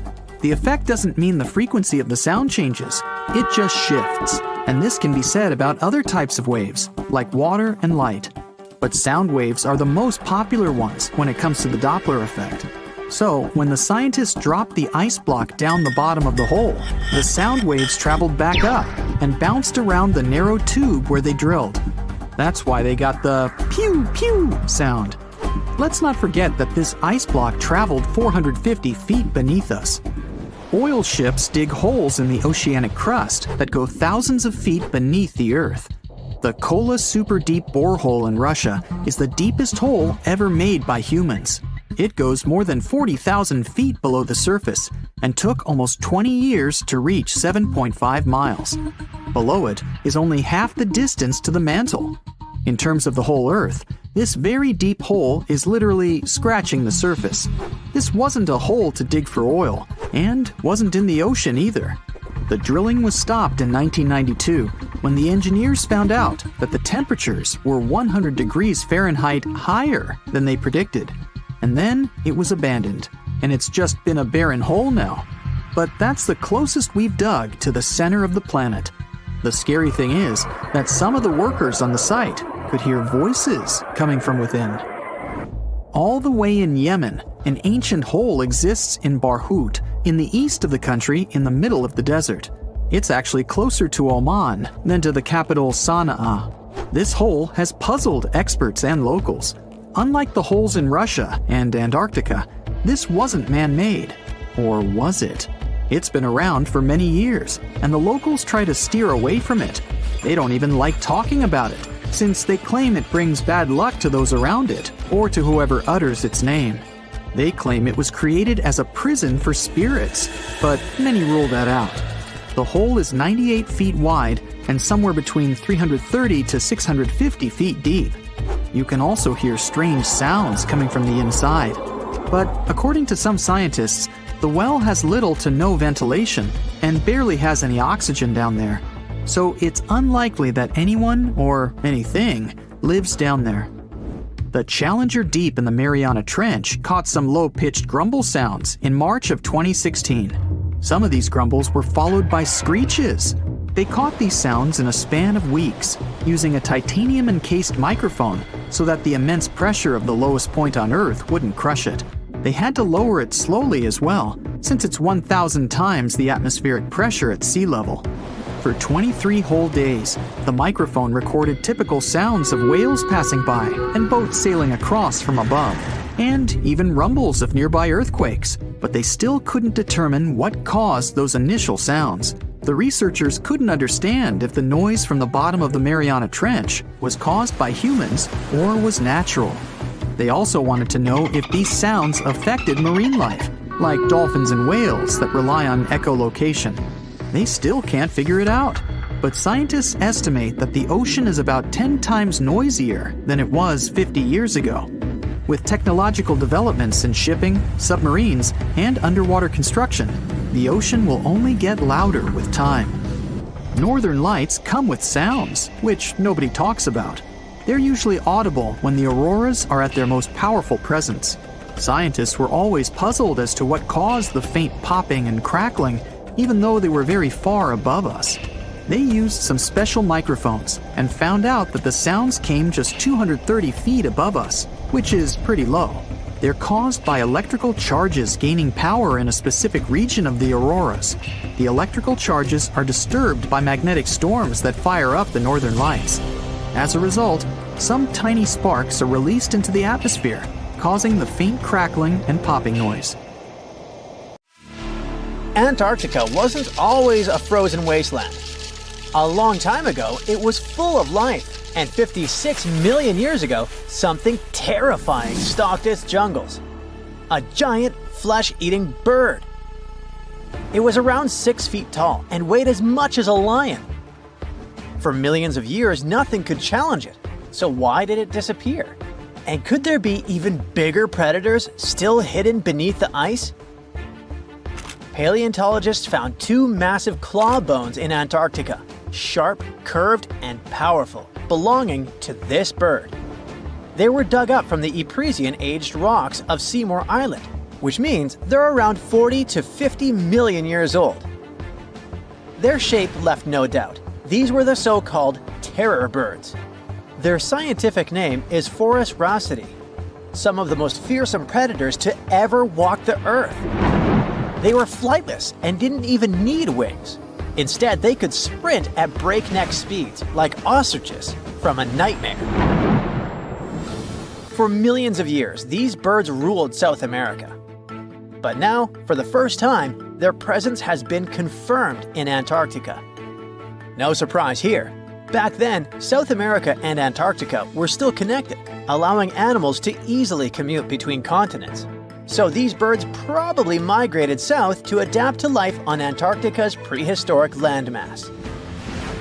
It didn't just survive here, it thrived. But at some point, this nightmare of an animal vanished. Why? Most likely because of the temperature changes. Antarctica was cooling, slowly turning into the frozen wasteland we know today. Its prey may have declined, leaving the predator without enough food. Eventually, it disappeared, leaving no descendants behind. Researchers hope that they'll find a complete skeleton eventually. They're also wondering where there might be even bigger species waiting to be discovered. Perhaps these birds evolved into a completely new Antarctic lineage. But for now, all we have are two giant, creepy claws. People often think that there are almost no animals or plants in Antarctica. But that's not true at all. Penguins waddle around, and forget the cute tiny ones. Antarctica used to have 6-foot-tall monsters. The emperor penguins are the largest penguin species alive today. They can dive over 1,800 feet deep and hold their breath for over 20 minutes. There were giant ancient penguins around 38 million years ago. They were the size of humans. Fossils show they had long, sharp beaks, making them terrifying hunters of fish and squid. The fish there are also absolutely fascinating. Forget giant squids. Colossal squids are nightmares even bigger.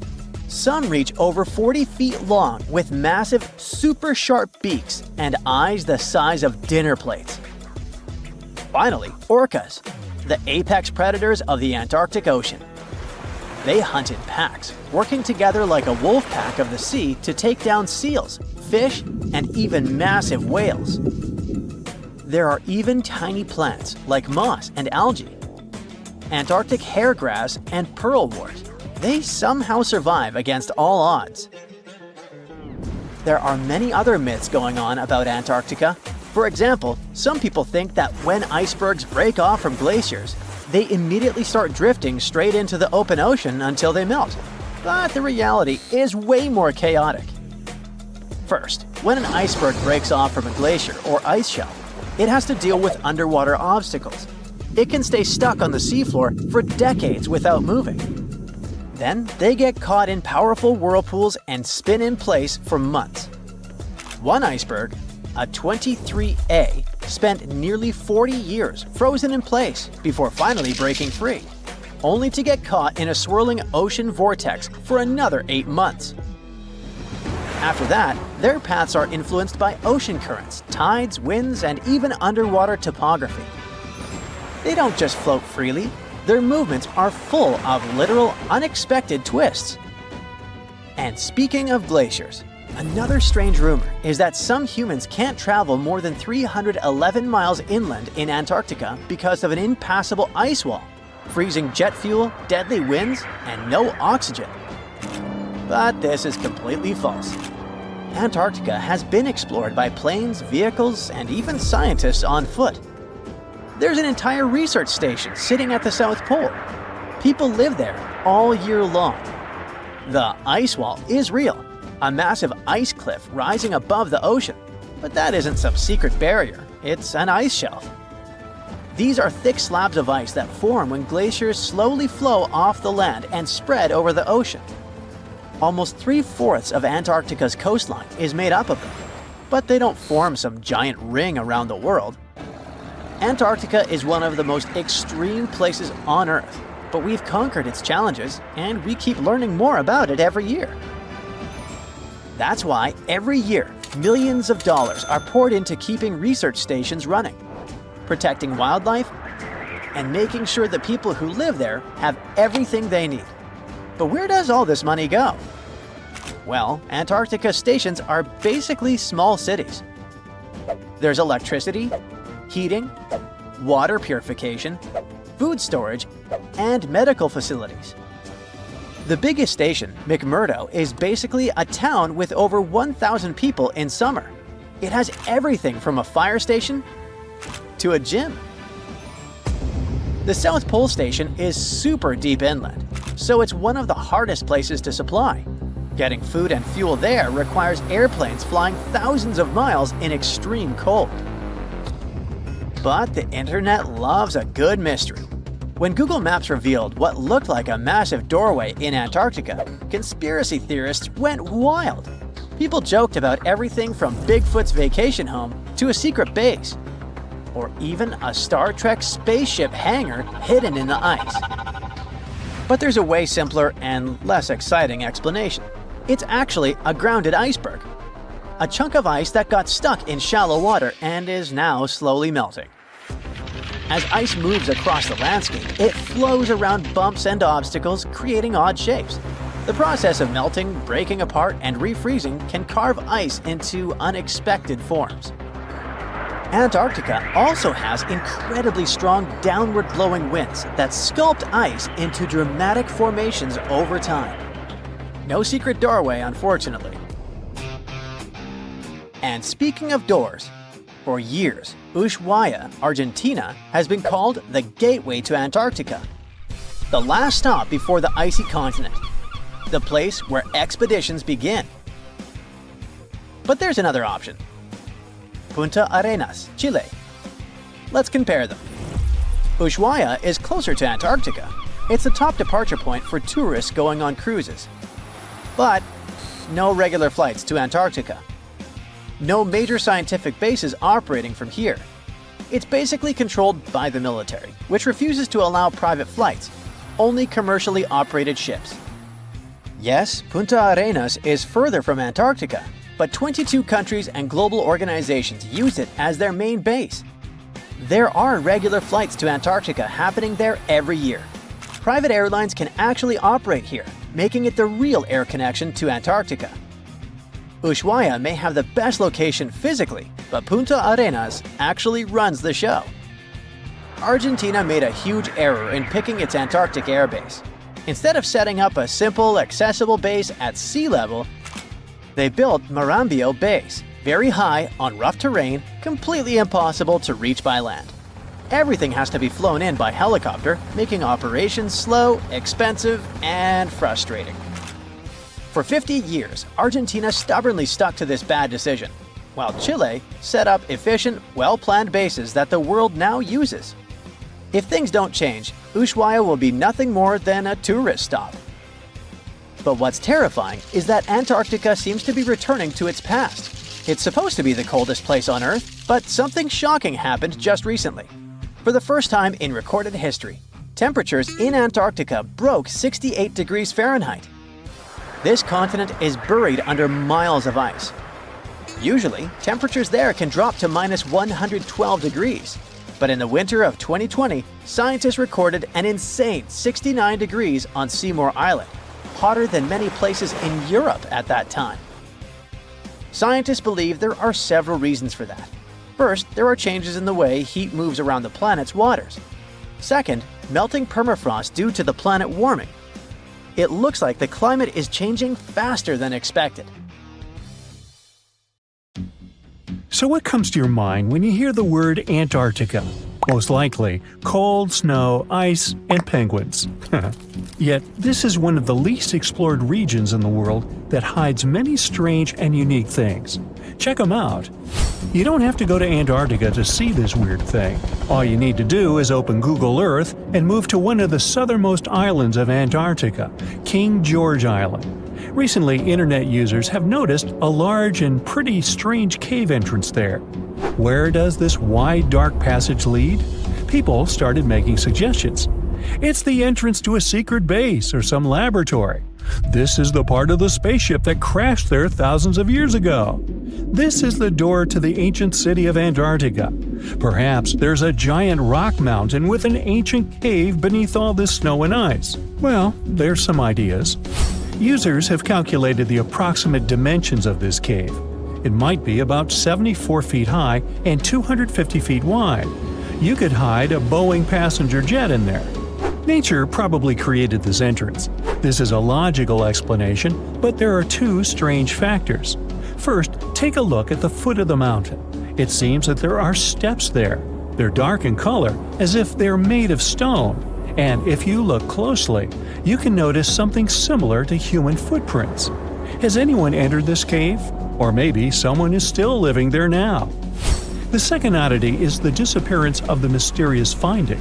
For the first time, people noticed it in a Google Maps snap in 2007. Then the entrance disappeared. Then it reappeared a few years later. After that, it vanished. And in 2022, people saw it again. Perhaps old snow melts, a new layer falls, and then the wind blows it away and the cycle repeats. But the alleged steps leading deep into the cave make one doubt the natural origin of this tunnel. You can easily find the coordinates on the internet and visit the cave via Google Earth. You might see something there and tell the world. There's another strange thing people discovered with the help of Google Earth. In 2020, one user found a strange object that looked like a giant ship 100 miles off the coast of Antarctica. It was covered with ice and snow and lying on its side. It looked like a cruise ship. You could notice the windows, the deck, and the bridge. But not all people agreed with this. Some claimed it was a spaceship. Others said it was some kind of secret building. The user who first noticed the ship stated that its size was about 400 feet, which is the perfect length for a passenger vessel. But what is this ship doing in such a remote place in the middle of a glacier? How did it get here? Who was its captain? No one has found the answers to these questions yet. In 2016, people using Google Earth discovered a photo of an unknown sea monster floating off the coast of Antarctica. This creature resembled a giant squid with a length of about 200 feet. This is slightly shorter than 3 train cars. Just imagine this kraken swimming in Antarctica's dark, icy waters and dragging to the bottom everything it meets on its way. Maybe it's the great and terrible Chulu, or one of its offspring. You will quickly notice this blood-red waterfall among Antarctica's endless, dazzling white landscapes. Don't worry, it's not blood. For many centuries, the waterfall has been painting snow in a bright red color. The stream flows straight out of a white iceberg. Let's look inside and find out what's happening there. Millions of years ago, there was a small crystal-clear pond, but then a glacier formed around it. A thick layer of ice and snow blocks sunlight, heat, and oxygen access. For millennia, the reservoir remained in this cold vacuum. But at one point, the water made a hole in the icy wall and broke out. When this salty water comes into contact with oxygen, it immediately turns scarlet or rusty. Antarctica is the only place where you can find such a unique natural phenomenon. One of the driest places on Earth is located in Antarctica. It's one of the most lifeless deserts in the world, the McMurdo Dry Valleys. In this desert, you won't see the scorching sun, hot sand, and cacti. A desert means a place with a lack of precipitation and life. The McMurdo Dry Valleys meet these parameters, but this place is also unique for Antarctica, since you won't find glaciers there. Despite the frost, ice can't form in the desert because it hasn't rained for millions of years there. It also never snows. A strong wind coming from the mountains reaches speeds up to 200 miles per hour. It would be difficult for you to stay on your feet there. The wind is filled with moisture. It heats up and evaporates all the liquid and snow in the desert because of its high speed. Only dry air reaches the ground. But you can find several lakes there. They don't freeze, only thanks to the high concentration of salt. The water is so salty that large life forms can't develop there. But scientists have found microscopic organisms near the lakes. 20 million years ago, Antarctica was filled with swamps and trees and swarming with insects and animals. But now, it resembles the surface of Mars, literally. Scientists and astronauts are exploring such regions as the McMurdo Dry Valleys, since the natural conditions there are similar to those on the Red Planet. So, before you go to Mars, you can practice living in similar places on Earth. Also, scientists discovered an underwater world in the Antarctic filled with hundreds of amphipods, crustacean animals similar to shrimp. Wait a minute, it happened in the Antarctic? But the McMurdo Dry Valleys are located in Antarctica. Well, the words are very similar, but what is the difference? Oh, and don't forget the Arctic. The Antarctic is the region in the southernmost part of Earth that houses the continent of Antarctica, and the Arctic is another land altogether.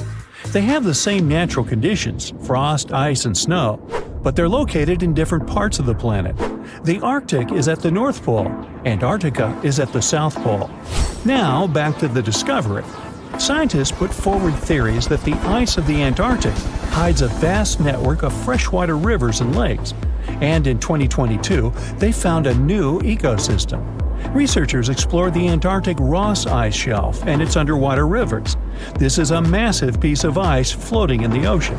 A team from New Zealand used a special drilling rig equipped with a hot water supply to drill a hole 1,640 feet deep. That's more than the height of the Empire State Building. Then, they lowered some video cameras and saw thousands of crustaceans swimming in different directions. So it seems they're very unorganized. In the waters of the Antarctic, you can also meet some of the scariest creatures on the planet. These are sea spiders. They got this name because they resemble land spiders, but they're actually a species of marine arthropods. And unlike land spiders, those in the ocean are much larger. They look like 8 strong legs without a body. One such spider can be a dinner plate in width. Some of them have no eyes and have proboscises instead of jaws. Sea spiders are poorly studied because they live in deep, cold waters. Antarctica hides many little-known animals. There are long tunnels in its glaciers leading to scary darkness. On this cold continent, people have found the remains of giant dinosaurs and other ancient creatures, such as the ancestors of modern ducks. Many underground rivers and lakes hide unexplored wildlife. Even the ice here can be weird. Take a look at these striped icebergs. They have blue, black, green, and turquoise shapes. The color depends on the conditions of the water during freezing. For example, green lines appear because of algae, blue ones form when the water freezes too quickly. Okay, I'm freezing. Time to go thaw somewhere warmer. Hawaii. Yeah. The plane broke into 3 large pieces and crashed onto the hillside, scattering parts all over the snowy ground. The wings ripped off, and the main body of the aircraft split into 2 parts. Flames crackled from what was left of the airplane. 7 out of 9 crew members survived the crash. They were all part of the 1946 U.S. mission to map the Antarctic continent. There were 13 ships, 23 aircraft, and 4,700 people to do the job. They only had 2 months of summer down there before the weather got too bad. USS Pine Island took 3 seaplanes on their mission. One of the planes, called George 1, had a crew of 9 people. They went on their first 10-hour mission. Later, when it was time for the second flight, the weather got worse, with stormy seas and low visibility. But they decided to take the chance and fly anyway. It was supposed to be an epic adventure, and even the captain of Pine Island joined the expedition. The pilot, Ralph Frenchy LeBlanc, was very experienced and not worried about the weather. The plane was tied to some small boats, but the waves were so strong that the lines holding it were damaging the plane's metal body. Crew members had to attach 4 special rocket boosters, called jet-assisted takeoff bottles, to help the plane lift off. It managed to do so after a run of about 5 miles, but got straight into a blinding snowstorm. James Robbie Robbins was just 19 years old back then, but already had 1,500 hours of experience as a radar operator in that type of seaplane. He once successfully flew 9 hours through thick fog and clouds in Greenland, so he trusted his abilities. The radar showed a mountain range 20 miles ahead and icebergs spread out, and it was all correct. They had to stay low to take photos for mapping, and it was impossible in bad weather. So the pilot decided to turn the plane around to head back to the ship. Suddenly, the plane hit something. At the time, they didn't know what it was, but later they realized it was a snow-covered ridge that was hidden and couldn't be seen on radar. The loud bang shocked everyone on board. The pilot and co-pilot quickly pushed the plane's controls to try to lift it back into the sky. But just a few seconds later, the fuel tank in the front of the plane blew up. Collapsing with a ridge likely cracked one of the fuel tanks, so the gas started to leak. The fumes from the gas might have been set on fire by an electrical spark or the plane's hot engines. The blast was so strong that it broke the plane into 3 parts. The pilot was hurt and stuck upside down in the burning front part of the aircraft. Some of the other men were also badly injured. Some crawled out of the wreckage, and others had been thrown out into the snow during the crash. Most of them couldn't even remember the bang or the impact. The crew managed to pull the trapped pilot out of the wreckage and put him into a sleeping bag inside the back part of the plane. They also tried to help Frederick Williams, who was severely injured. They placed him on a piece of debris to keep him still and wrapped him in blankets to keep him warm. Unfortunately, even though they did their best to take care of them, Williams passed away a few hours later. Sadly, the navigator and the radio man didn't survive the crash either. 3 crew members had only one blanket, so they took turns staying in the middle where it was warmer. For the first 3 days, the weather was really bad. It snowed a lot, and the sky was super dark and cloudy. The crew started looking through the wreckage for anything useful. Near what used to be the back part of the plane, they found 3 big boxes of pemmican. It's a kind of emergency food that has everything you need to stay healthy, but it's not the most delicious food on Earth. Each box had about 100 paper cups filled with this special food. They also found better food in the flight rations. There were steaks, potatoes, canned veggies, bread, butter, salt, pepper, sugar, canned milk, a few cookies, and even 2 big cans of peanut butter. They had enough food to last for a while, and they figured the pemmican would help them get through the long, dark winter if necessary. All of the fresh food was hidden in the snow, where the kitchen used to be, so they had to dig it out. They got most of the sugar by licking it off the snow and separating it by taste. The crew also found a small 2-burner stove in the emergency supplies, but they didn't have any fuel. Luckily, the plane had some fuel left in the tanks, so they tapped one of the lines and had enough to last a long time. They kept the burners constantly on to melt snow to fill 2 or 3 water holders that held about 4 or 5 gallons each. It seemed like it took 15 or 20 pots of snow to fill just 1 cup of water. After 3 days, the weather got better, the sky was clear, and the sun was shining brightly. From where they were, they could see the ocean down the hill. While exploring the wreckage, they found more sleeping bags, a camera with film, and other supplies like a sled and a life raft made for 9 people. Days went by, and the sun never went down. Huge, hungry seagulls hanging out right next to the wreck were getting on everyone's nerves. To distract themselves a bit, the crew played an old Navy game called Salvo. It's like a battleships game for 2 players, where your task is to find and defeat all the ships of your rival. They also took some photos of everyone and the wreck from different angles with a Brownie box camera they had on the plane. The radar man painted big yellow letters on the airplane's wings with the names of the deceased crew members to make sure rescuers knew what had happened. On the 13th day, a rescue plane finally showed up. Everyone shouted, waved, and did everything to get the pilot's attention, but the plane didn't stop and kept flying. 2 hours later, it came back, and Robbins, in a hurry, threw fuel onto a pile of flammable stuff to set it on fire. The bang was so big, it burned his eyebrows, but it worked. The plane turned and flew toward them, wiggling its wings as a sign it saw them. The pilot dropped a note attached to a weight. It said, "If you can walk to the lake, make a circle. If not, form a straight line." The lake was 10 miles away, but they knew they had no choice but to get there, and so they made a circle, signaling that they were ready for rescue. Then they got to work. They stacked sleeping bags on the sled and placed their injured pilot on top. Robbins took a compass from the crashed plane and attached it to the sled's handlebars to help guide them. 3 men pulled the sled while another walked behind, making sure they stayed on track. The snow was so deep that they often sank up to their waists. The journey only got easier when they reached solid ground, so it took them 24 hours to walk the 10 miles to the shore. As they got close, a thick fog rolled in, so they couldn't see the rescue plane. But the pilot started the engines, and the crew followed the sound. Soon, 2 rescuers arrived in a raft and helped them paddle out to the waiting plane. They climbed aboard and flew back to their ship, the Pine Island.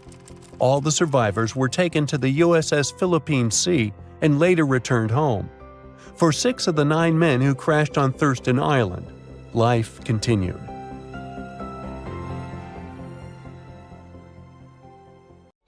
Hey, look at this rock.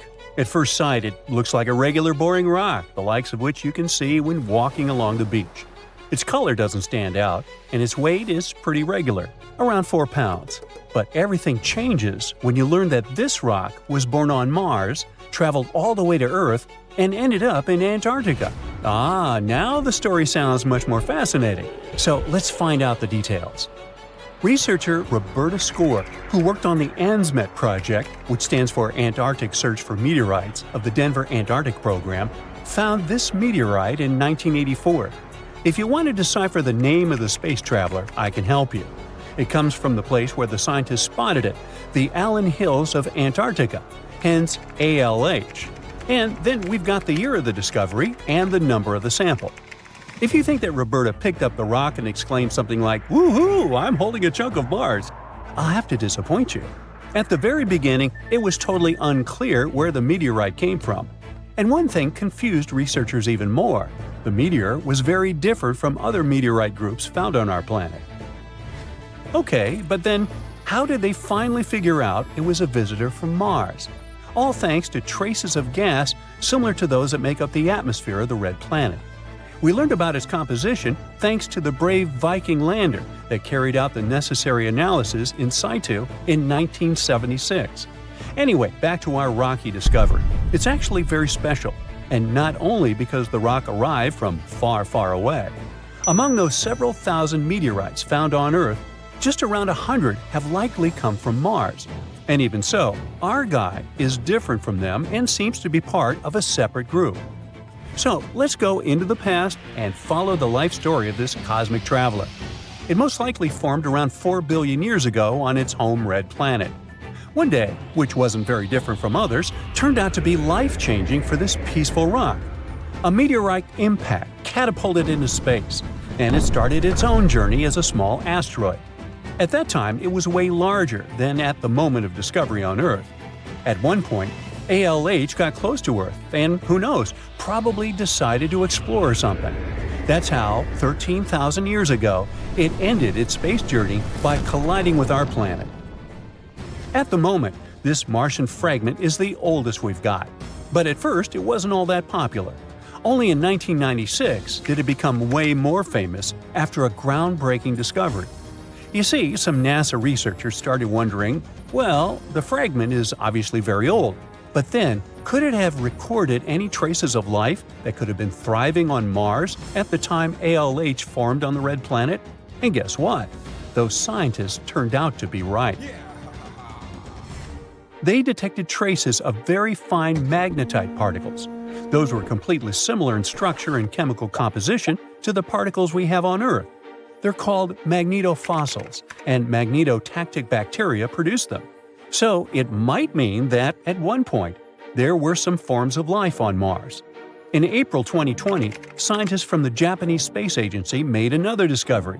They detected nitrogen, containing organic material of Martian origin, in our meteorite. So, who knows what new, astounding secrets further examination of the meteorite might reveal? At the moment, though, all you can do is travel to Antarctica and find more of them. The thing is, this place is great for meteorite hunting.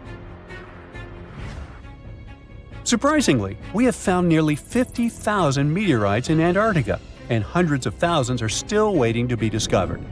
Each of these space rocks can tell us a story of the evolution of the solar system. For example, the very first lunar rock found on the icy deserted continent proved that chunks of space objects larger than asteroids can also end up on Earth. So, let's say you got inspired and decided to go meteorite hunting all the way to Antarctica. Well, get ready for some serious challenges. Despite their potential abundance, finding space rocks isn't as easy as it might seem. You'll have to visit remote areas, and there's still no guarantee that you'll be able to spot a meteorite. And that's actually a huge problem. Meteorites are vanishing from sight. Currently, scientists find about 1,000 meteorites in Antarctica each year. But according to a new study, about 5,000 more get hidden out of sight every year. The culprit is warming temperatures. Worried scientists created a model that could help them figure out where those meteorites might surface. This model was quite complicated, taking into consideration snow cover, surface temperature, the speed at which ice flows, and even the steepness of the terrain. After that, they ran simulations under various warming scenarios. It turned out that meteorites indeed sank out of sight as temperatures rose. To say that the researchers were upset is obvious. They didn't expect that climate change would affect their work so much. Even though those areas are below freezing, people still managed to ruin a crucial archive of the solar system. But let's get back to your meteorite hunt. If you want your chances to find one to be higher, travel to the base of mountains or outcrops where ice, which usually flows to the lower ground, is forced to move upward. But make sure to take your windbreaker with you. In those places, powerful winds brush away snow, exposing bright, vivid blue ice. Instead of melting, this ancient ice can change directly into water vapor, and it helps expose meteorites that would otherwise remain hidden. You need to hurry though. Meteorites at the surface disappear quickly. Even when temperatures are well below freezing, the rocks can still absorb some of the sun's heat and melt the ice. It's like they're creating underground, or shall I say under ice, tunnels for themselves, sinking and hiding from sight. Sometime later, refreezing closes the entrance to those tunnels, effectively trapping meteorites inside, tucked out of sight. Now, scientists admit it's very tricky to find working methods to spot meteorites. And if we don't hurry and develop such methods, we might lose between 80,000 and 250,000 space rocks in total. No wonder scientists are on a mission to find more meteorites. They're focusing on meteorite stranding zones. Those are places where meteorites often gather on the surface because of specific features of geology, ice flow, and climate conditions. As you already know, you can find meteorites on blue ice without snow cover. This makes meteorites easy to spot. But finding such hotspots is often pure luck. Or you gotta sit day and night, scouring maps and satellite images in attempts to spot blue ice zones near research stations. Let me introduce Veronika Tolinov, a glaciologist, and her team. They've taken things to the next level by developing a smart Antarctic-wide map. To do it, they've used machine learning and satellite data from NASA, the Canadian Space Agency, and others. This map highlights areas where meteorites might be hiding based on past finds and all kinds of climate and ice data. Apparently, the best places to find meteorites are along the edges of the continent and near mountains with blue ice. Unfortunately, it's not just the blue ice that matters. The temperature and speed of the ice flow are also super important. For example, if the ice flows too quickly, meteorites get swept away before they can accumulate.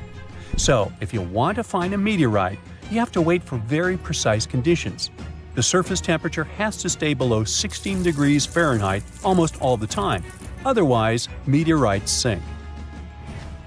You can start with the Allen Hills region. Yup, that's where our ALH friend was discovered. This area is kind of a meteorite gold mine with more than 1,000 finds. But there are even more promising places, like the Fimbulheimen Mountains, and no one has searched there yet. You might be the first. In any case, with this new map, researchers developed a where-to-go index that ranks the best meteorite hunting spots, making future field trips much more targeted. And with plenty of blue ice regions still unexplored, there are tons of meteorites just waiting to be found. So, what are you waiting for? Discovering hidden places on our planet is extremely exciting. Today, I'm taking you on a trip that you aren't going to forget anytime soon. But suit up, this is about to get very cold. You hop on a plane and land on the ice-covered island of Greenland. An unbelievable view of the Aurora Borealis, aka the Northern Lights, is greeting you. You can't believe your eyes. Your guide tells you how rare this phenomenon is. Usually, people spend days trying to hunt it down. You feel lucky and take your time to appreciate these beautiful dancing greenish lights. You're glad you brought your camera along, aren't you? Between clicks, you learn that the Aurora Borealis is the result of some rather rough events. This spectacular light show occurs when energy particles from the sun slam into Earth's upper atmosphere. On day 2, you continue to explore the place by air. This may not come as a surprise, but Greenland is one of the world's largest islands. This time, on board a helicopter, you can see the infinite icy landscape. In case you're curious, you're now flying over 656,000 square miles of thick ice. Oh, what's that down there? It looks like a family of polar bears. You don't want to get too close, of course. The conditions in Greenland might be too tough for people to live there, but some animal species do very well in this land of ice. Those are reindeer, wolves, and Arctic foxes. On your way to Greenland, you probably made a pit stop in Copenhagen. Denmark is one of the few countries that have commercial flights to Greenland. You didn't know this before, but you find out that the island is actually part of the Kingdom of Denmark. On a map, it's right between the Arctic and Atlantic Oceans. You're lucky to have a local pilot that tells you about the secrets hidden in this scenery. Under this 2-mile thick white surface, there's an entirely different world. A world filled with canyons, meteor-carved craters, and millennia-old plant fossils. You are beyond excited to go visit one of these spots, but of course, you'll have to use your imagination, as all of it is hidden under ice. Believe it or not, nearly 80% of the island's surface is covered with it. The first stop on your tour is Greenland's Grand Canyon. You land not far from it, somewhere in the northern part of the island. You may know that canyons are deep, narrow valleys with steep sides, but I bet you didn't know that the word canyon actually comes from the Spanish word cañón, which means tube or pipe. Now, this Grand Canyon has some similarities with the one in the US. First of all, in size. It's at least 460 miles long and up to 2,600 feet deep in some places. There's a true subglacial valley down there, and if you're wondering how this happened, well, the canyon had probably been formed by a river that had been flowing through Greenland before the ice took over. Oh yeah, Greenland hasn't always been covered with ice. It was once green, no pun intended. Many other icy places on Earth, such as Antarctica, were once covered in greenery. Scientists have figured out that in the past, Greenland was mostly ice-free. With the help of airborne radar, they made amazing discoveries. By the way, ice is invisible to radar technology. If you have trouble believing it, try putting an ice cube inside your microwave. It won't melt or heat up. A recent discovery of fossilized plants allowed researchers to estimate that Greenland used to be much warmer than they could imagine. 2021 research conducted by the University of Vermont found fossils of twigs and leaves, which left researchers very confused. They expected to discover sand and rocks in the deepest layer of ice, but instead, they found some clear proof of rich flora. Judging by what you've seen of the landscape, it's hard to believe that forests were once growing here. Today, you'll find some tundra vegetation on the coastal part of the island, and that's pretty much it. But according to the genetic material found in these fossilized plants, researchers believe the island used to be much greener. It's very likely that there were insect-filled forests with butterflies and beetles flying around, and the average temperature on the island varied from 50 degrees Fahrenheit in the summer to 1 degrees Fahrenheit in the winter. NASA's Operation Icebridge has flown over Greenland more than 100 times. This has allowed researchers to create 3D maps of the island and figure out the age of each layer of ice in Greenland's ice sheet. Ice sheets can help answer many scientific questions as they form over the span of thousands of years. They're layers of snow on top of more snow. The snow gets compacted into ice, which in turn creates what we call an ice sheet. Remember those fossils we were talking about? They're believed to be from the Eemian period, which was 130,000 to 115,000 years ago. According to the groundbreaking 3D footage from NASA, we can see 3 distinct climate periods within the ice sheet. The uppermost layer is quite flat and uniform. If you decided to dig deeper, you'd find the layer formed during the last ice age. It's more complex and rugged. The ice there is darker than what you see on the surface. If you let your mind wander, you can picture what this part of the world looked like when mammoths were roaming around. If you kept digging, you'd eventually find leftover ice from the Eemian period I've told you about. Now, canyons aren't the only unusual thing found under ice. If you could sneak a peek under all those layers of snow, you'd see an impressive mountain range and also plunging fjords. In 2017, scientists created a map that showed what Greenland had looked like without all that ice. There was a bowl-like depression in the middle of the enormous island. This depression was most likely an ancient lake. Around it, there was a circle of coastal mountain ranges. This scenery probably resembled the landscapes of modern Patagonia. Big mountains with snowy tops surrounding crystalline lakes. This ancient lake in Greenland is a wonder on its own. Imagine a pit the size of Rhode Island and Delaware put together. The lake is believed to have covered over 2,700 square miles, and back in the day, it was fed by at least 18 different streams. These crystalline blue waters were surely very inviting, and freezing of course. But if you ended up going for a swim, I'd say be careful, as the water could get up to 800 feet deep in some places. On day 3 of your adventure, you discover a true under-ice water park. While you're wandering around the ice-covered island, your guide tells you to be mindful of the cracks in the surface.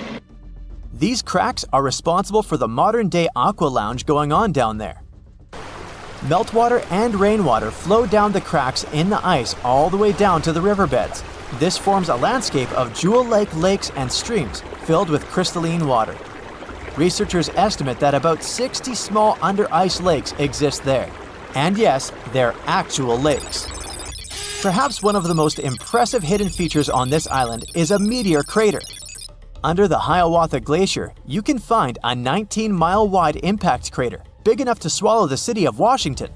Apparently, a mile-wide iron asteroid struck Earth's atmosphere within the past 100,000 years and chose Greenland as its landing point. If anyone had been around to see it, they'd have witnessed a real show, a white glowing fireball cutting through the sky. Scientists speculate that if it had landed on an ice sheet, it certainly vaporized both water and stone. Someone standing hundreds of miles from the impact site would have heard a deafening thunderclap and experienced hurricane-force winds. But it actually makes sense. The approximate speed of meteors entering Earth's atmosphere is 45,000 miles per hour. For comparison, that is 2.5 times the speed of a spaceship. It's bound to make some noise and leave a huge crater in the ground. We've all dreamed of visiting the Arctic and witnessing the natural wonders of polar bears frolicking on ice floes or the aurora borealis dancing across the sky.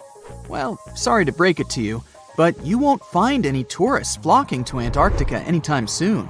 Why, you may ask? Let's dive into it. First off, where is Antarctica? It's located in the southern hemisphere, specifically at the South Pole. The Southern Ocean surrounds it, and most of the continent is covered by ice, making it one of the most remote and frigid places on Earth. Now, have you ever met someone who's visited Antarctica? Probably not. It's one of the least visited places on the planet, and only a handful of lucky explorers have seen its interior, which is mostly made up of glaciers and ice fields. But trust me when I say the wildlife and scenery are out of this world. Why shouldn't you travel to Antarctica? Well, for starters, the environment is incredibly fragile and can be easily damaged. Plus, there are no native human populations on the continent, so your travels would essentially be like visiting an uninhabited island. And let's not forget that it's also one of the most expensive destinations to travel to. Despite all that, Antarctica is not exactly guarded like a fortress, but there is an international agreement called the Antarctic Treaty. This treaty was negotiated to prevent any unwanted activity on the continent and bans some forms of testing done there by member states. But the primary reason we can't just waltz into Antarctica is that it has a delicate ecosystem that needs protection. The treaty states that Antarctica should be used for peaceful purposes only and should be free from any human activity that could harm the environment. Scientists are still learning about the continent's unique ecosystem, and our activity and machines could disrupt the delicate balance that exists there. If you're still itching to go to Antarctica, getting permission isn't exactly a walk in the park. U.S. citizens, for example, need to complete a special form and send it to the Office of Ocean and Polar Affairs. And once you're there, you'll need to follow some strict guidelines to protect the environment. like not disturbing any wildlife or taking souvenirs like rocks, plants, or animals. Now, technically, can you live in Antarctica? While there are no laws banning people from living there permanently, it's a very inhospitable environment and unsuitable for human habitation. Temperatures can reach -76 degrees Fahrenheit and below, making it nearly impossible for anyone to survive without the proper equipment and experience. Plus, the nearest piece of land is over 1,000 miles away, making any inhabitants completely cut off from the rest of the world. Who knows? Maybe one day we'll get the chance to visit this unique and fascinating continent. But until then, let's admire it from afar. Let's now talk a bit about the discovery of Antarctica. Unlike other places that were already inhabited, Antarctica never had a native human population. Ancient Greek philosophers had an idea about the continent and called it Antarctos, meaning opposite the bear. The bears it refers to are not the polar ones though, but rather the Great and Little Bear constellations, which are only observable in the northern hemisphere. As a result, the term signifies the opposite of the land of the bear. Whaling and sealing voyages in the late 1700s and early 1800s would venture further south when rounding Cape Horn at the tip of South America. It was known that going further south often meant stronger winds, but also the risk of hitting floating ice of all sizes and of winds and seas that could prove dangerous to the ship and crew. Captain James Cook was the first to cross the Antarctic Circle on January 17, 1773, in the Ross Sea region. He reached a point further north a year later, and though he didn't sight land, he came to within 50 miles and saw deposits of rock held in icebergs, indicating that a more southerly land existed. The first sighting of Antarctica is widely acknowledged to have taken place in January of 1820, during the voyage of two ships under the command of Captain Fabian Gottlieb von Bellingshausen, as part of a 2-year exploratory expedition around the world to discover new lands. The captain's ships were the first to have crossed the Antarctic Circle since Cook. The first undisputed landing on Antarctica didn't happen until much later, on January 24, 1895, at Cape Adare during the whaling voyage of the ship Antarctic, led by Henrik Bull. A small boat with 6 or possibly 7 men on board rowed ashore during calm conditions. You might not believe it, but Antarctica is actually a desert. With all that ice, you'd think it'd be like a winter wonderland with snowball fights and hot cocoa all day long. When we think of deserts, we picture camels and cacti and people struggling to find water. But in Antarctica, it's a whole different story. The struggle isn't to find water, it's to find anything that's not covered in ice. And the average rainfall has been just over 0.4 inches in the past 30 years. That's like a few drops of rain compared to what we're used to. So technically, it's not the dunes or sizzling heat that makes a desert, well, a desert. It's the lack of precipitation.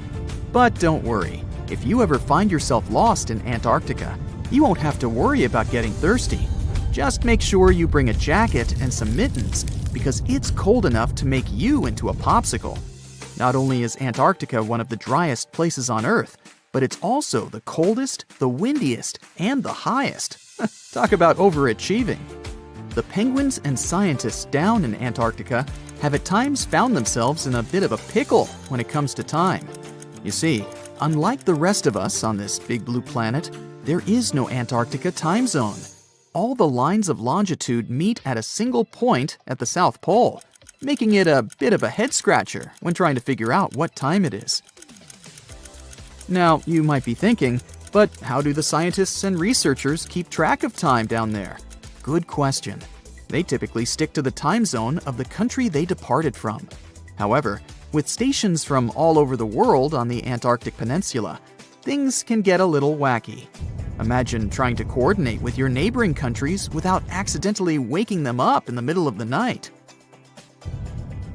You might think that not much could survive in a place where the temperature is extremely cold, the sun barely shows up, and the wind could blow you away faster than a tumbleweed. Well, as in many places on Earth, life found a way in Antarctica too. Believe it or not, this frozen continent is buzzing with activity. It's home to billions of krill, which in turn attract lots of seals and more penguins than you can shake a fish at. But don't let their cute and cuddly appearance fool you. Penguins are the ultimate swimmers, with streamlined bodies that would make Olympic medal winners jealous. They come ashore to breed and chill, but their real talent is stealing pebbles from each other and forming mathematically precise huddles to stay warm. Antarctica is also home to the largest species of penguin on Earth. It's called the emperor penguin. Sure, these creatures are flightless birds, but that doesn't mean they can't jump. In fact, some of them can leap up to 120 inches.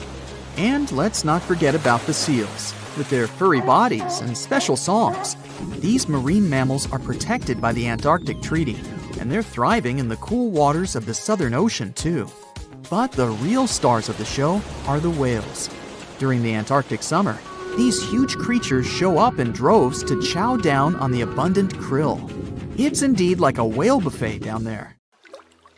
You're down in one of those polar seas where the Brinacle, eerily called the Finger of Death, is born. It's a strange, almost otherworldly place, the deep ocean, where light barely reaches. Everything down there seems to have adapted to survive in darkness and intense cold. But even those truly hardy creatures aren't ready for what a Brinacle can do.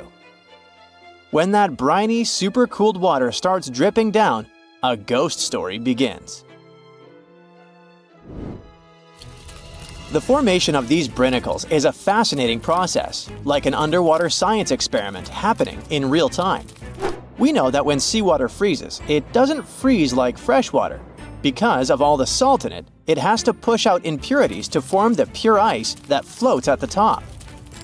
This means the salty water, or brine, ends up trapped in channels and pockets within the ice. When it sees the light of day for the first time, a brinacle resembles a pipe of ice reaching down from the underside of a layer of sea ice. At first, a brinacle is very fragile and its walls are thin. But the continuous flow of colder brine supports the growth of the brinacle.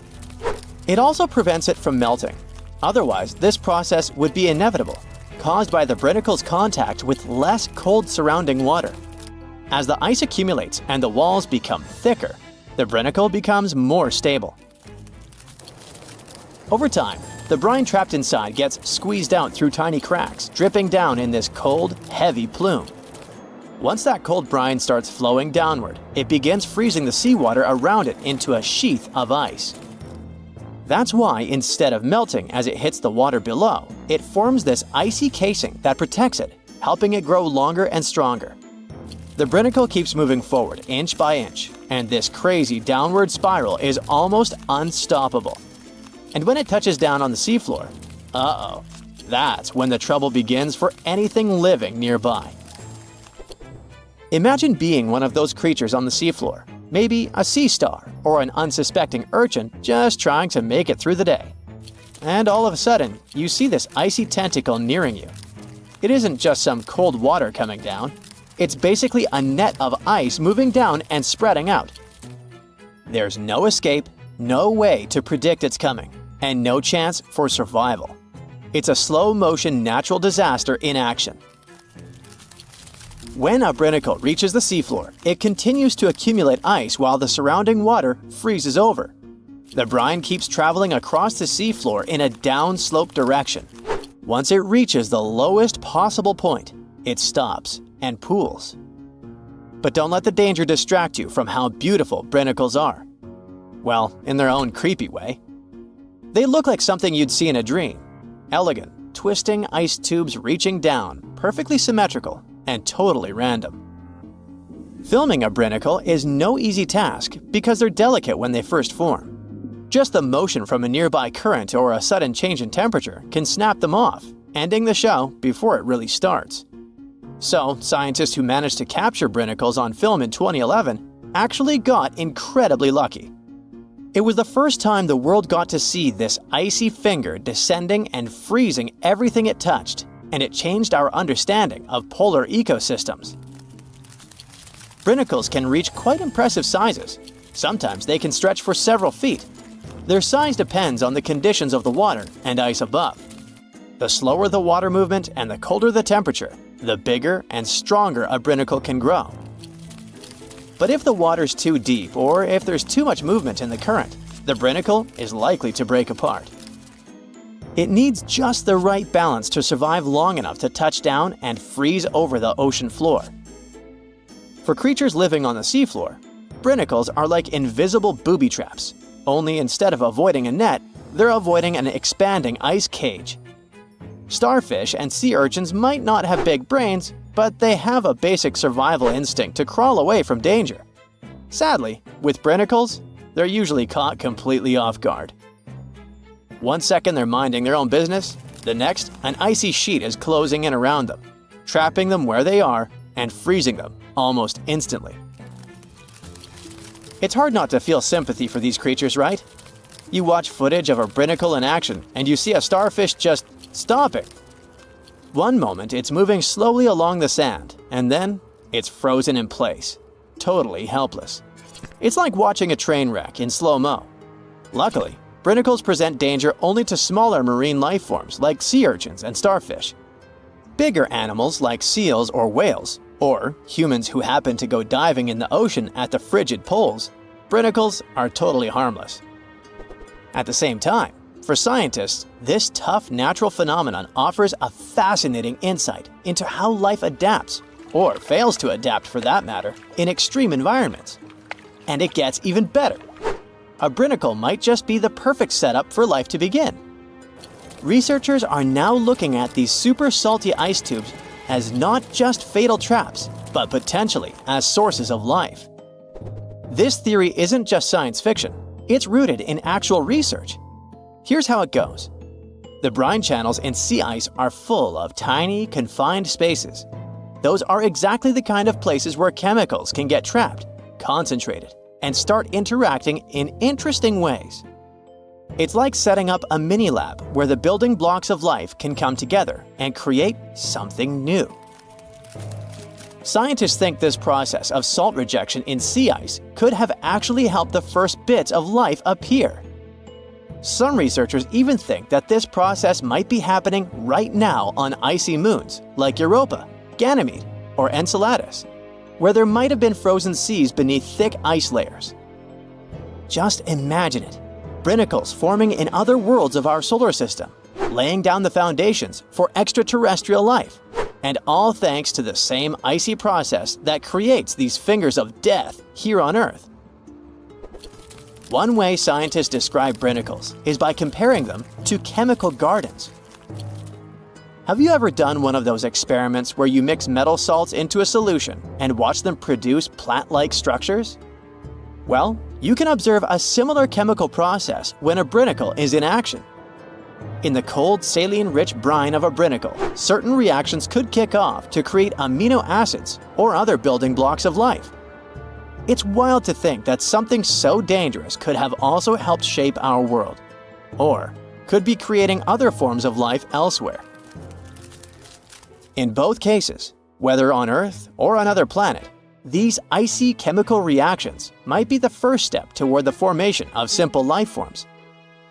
It's a kind of alchemy, where ice and salt water mix to create something more than the sum of their parts. This is one reason why scientists are so eager to study brinicles. Each one could hold a tiny clue about how life begins, survives, or fails under extreme conditions. Something as mesmerizing and weird, but at the same time simple as brinicles, hints at bigger questions. How did life start on Earth? What are the conditions needed for life to survive in extreme environments? Could icy structures like these exist in other parts of our solar system or beyond, creating similar conditions that might one day give rise to alien life? As much as they look like a silent threat reaching out from the ice, brinicles are also reminders of how beautifully complex and interconnected our world is. They may seem like simple fingers of ice, but they hold secrets that touch on everything from ecology to chemistry, to the origins of life itself. So next time you hear about the ocean, Remember that deep below in the darkest, coldest waters, something incredible and a little bit terrifying is happening right at this moment. This place has no time zone, no landmass, and the sun rises and sets here just once a year. For over 400 years, since the era of King Henry VIII, thousands of explorers from all over the world were trying to reach this elusive spot, the North Pole. Some were hoping to find a northwest or northeast passage to China and the Indies, and others just wanted to see what it was like. In 1773, the British Royal Navy organized the first scientific expedition to the North Pole. Constantine Phipps volunteered to lead the mission. It was difficult for the two ships to move through thick ice, and they had to be towed using smaller boats. At some point, Phipps was ready to leave the ships as they saw a completely frozen sea. But in the end, they broke free from the ice and escaped into the open sea to return home without reaching the goal. In 1882, American explorer James Booth Lockwood managed to get closer to the goal than anyone else. By that time, at least 750 people in 42 expeditions had lost their lives trying to make it to the pole. On the 7th of September, 1909, the New York Times came out with a sensational front page. Peary discovers the North Pole after 8 trials in 23 years. Robert E. Peary, an American explorer, claimed to have reached the North Pole in April of the same year. But communication back then was slower than now, so the message had only reached New York by September. A week before the famous headline, the New York Herald had published its own front-page sensation. The North Pole is discovered by Dr. Frederick A. Cook. Cook, another American explorer, had vanished into the Arctic for over a year and had everyone convinced he reached the pole in April 1908, a whole year before Peary. It was tricky to provide evidence any of them had actually reached the goal back then. Their goal was constantly moving on sea ice, unlike the South Pole on steady land, so they couldn't just leave a flag or some other proof there. A travel diary full of details of the journey, including daily distances, the position of the stars, and the like, would probably do as evidence. But neither Cook nor Peary were able to provide any of this backup information. So each of them started a campaign to prove they were honest and trustworthy. Peary was mentioned as the North Pole discoverer until 1988. That's when the National Geographic Society revisited the evidence and found that his records really didn't prove his claim. Cook's claim was neither proven nor disproven. Australian-born British explorer Sir Hubert Wilkins went on his first expedition to the North Pole in 1913. That's when he got the idea to reach the goal by submarine. In 1931, he borrowed a special submarine named O-12 from the U.S. Navy. The future mission had 2 goals: to do scientific experiments while floating on ice and moving underwater, and to reach the North Pole by traveling beneath the ice. They planned to study the weather, take temperature measurements, and collect water samples from both the surface and the sea floor. The submarine Sir Hubert used was brought to a shipyard in New Jersey to be modified. They added the latest scientific equipment and changed the outside so the submarine could travel under the ice. On March 16th, the submarine left the shipyard to start its journey to the Brooklyn Navy Yard in New York. But even before leaving the Delaware River, they faced delays. A snowstorm forced them to stop at the Philadelphia Navy Yard, and they had to stop again to get more fuel. When the submarine was entering New York Harbor, a crew member who was just 27 years old fell overboard and drowned. The submarine was officially renamed Nautilus, and the grandson of Jules Verne, the author of 20,000 Leagues Under the Sea, which inspired the new name, was there to see it. Before starting their journey, the crew tested the Nautilus in different spots off the New England coast. They faced criticism and were already 2 months behind schedule, so they decided to head straight to England. During their trip across the Atlantic, they sailed into severe storms. On the 13th of June, the starboard engine broke down. Then, the port engine failed because it was overused. While crossing the Atlantic, Sir Hubert Wilkins kept radioing the submarine's position back to the United States. After both engines failed, they sent out an SOS. On June 15th, the USS Wyoming, a huge ship on a training cruise with naval students, reached the Nautilus. The Wyoming towed the broken submarine to Queenstown, Ireland, and then it was taken to Devonport, England for repairs. They had to wait for spare parts from the United States, which caused more delays. Once the Nautilus was fixed, they headed to Bergen, Norway, to meet the submarine science officers and get more equipment. One of the most important additions in Bergen was a diving chamber, which allowed them to lower scientific tools into the water through a special hatch. On August 5th, the Nautilus finally left Bergen and headed north to find ice floes. They had lots of delays because of mechanical problems and storms. One storm even made the submarine tilt at crazy angles. Finally, on August 19th, they saw the first ice floe. For a few days, they followed the ice's edge, looking for a good spot to dive. 3 days later, they tried to dive under the ice, but discovered that the submarine's diving rudders were missing. One diver went overboard to check and saw that someone must have broken off the rudders on purpose. This made Wilkins think that someone on the crew had sabotaged the submarine because they didn't trust the mission. Even without the rudders, Wilkins still wanted to do some of his scientific experiments. On the last day of August, they found a way to force the Nautilus under a 3-foot-thick ice floe. They had to fill the ballast tanks and adjust the trim. They managed to make more dives under this ice this way before the journey ended. After a few more days of trying to do research, Wilkins decided it was too dangerous to stay at sea. The Nautilus arrived at Svalbard, the Norwegian archipelago between mainland Norway and the North Pole, on September 8th, after going through the worst storm of the trip.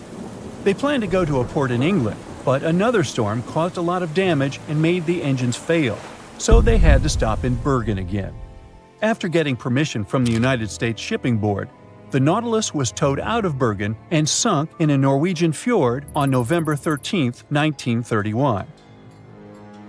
In 1958, a U.S. submarine with the same name, Nautilus, became the first vessel that reached the North Pole by traveling under the ice. This Nautilus was much bigger than the submarines that came before it. It was 319 feet long and weighed 3,590 tons. For comparison, the other Nautilus was 175 feet long.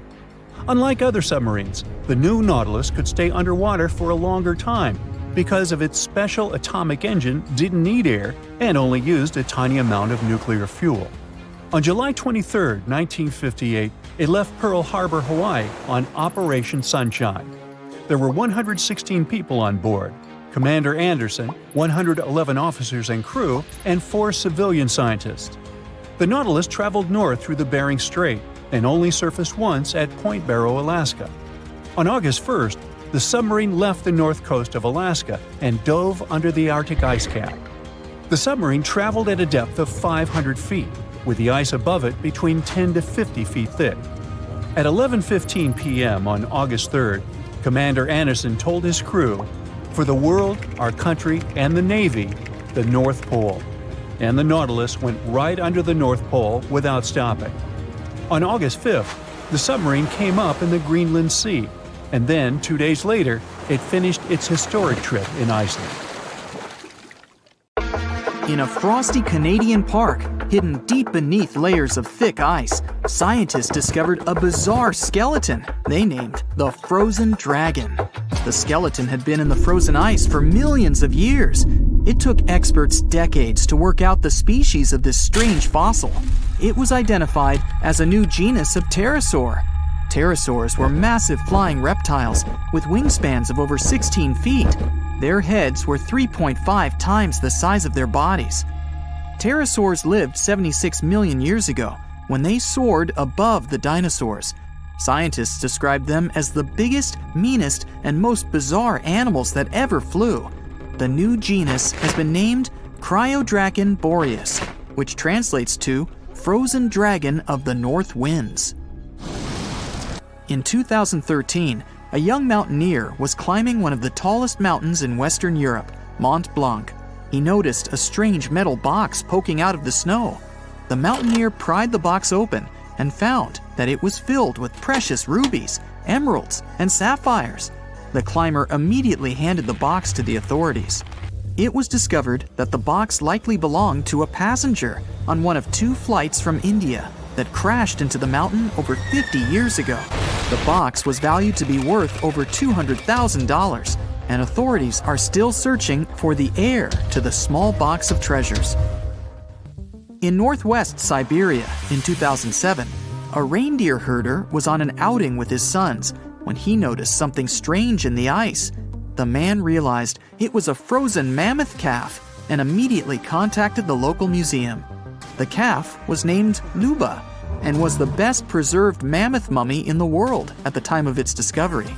Luba had been in the ice for 41,800 years and is around 30 to 35 days old. From trunk to tail, the mammoth calf is roughly the same size as a large calf. If you're interested in seeing for yourself, Luba travels to museums all around the world. On the frozen continent of Antarctica, covered in layers of ice and snow, is Mount Erebus, the frozen volcano. The volcano was discovered in the middle of an eruption in 1841 by explorers on an Arctic expedition. The volcano is over 12,000 feet tall and has been active for the last 1.3 million years. Deep within the middle of the volcano is a huge crater filled with large volumes of molten lava. The volcano has occasional explosions, which means it's classified as being in continuing eruption. However, these eruptions are nothing to worry about because they're generally rather small. Back in 1991, two hikers were traveling across the Italian Alps when they stumbled across a body that they presumed to belong to a recently lost hiker. The duo trudged back down the mountain to report their unfortunate findings. Once the remains were recovered, it was clear that the body was not recent at all. Scientists determined that the Iceman was more than 5,000 years old and named him Otzi. The discovery was unlike anything scientists had ever before seen because the body was so well preserved. For years, Otzi was studied by scientists who discovered that our ancestors have a lot more in common with us than we ever knew before. Otzi was covered in ink body art. Research done on the contents of his stomach revealed that his last meal was dry cured meat, similar to the bacon we eat today. Otzi has at least 19 relatives living today, somewhere in Central Europe. Scientists were researching ancient squirrel burrows in Siberia when they came across something interesting. One of the squirrels had hidden away precious seeds deep beneath the ground. The seeds had been encased in ice for 32,000 years. The seeds were for the flower Silene stenophilia, which had long since gone extinct. Amazingly, scientists were able to recover plant tissue from inside the seeds and grow an entire crop of flowers.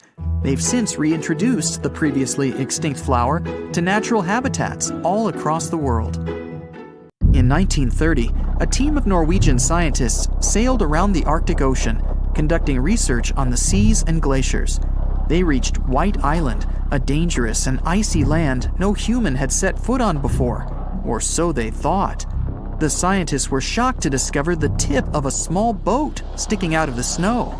Frozen inside the boat, they found scientific equipment and various personal items, including a jacket monogrammed S.A. Andre. They had discovered the wreck of the famous Andre Arctic balloon expedition. In 1897, Swedish explorers, led by Andre, attempted to travel to the North Pole by hydrogen balloon. No one had ever heard from them ever again. People only found out what happened to them when the wreck was discovered 33 years later.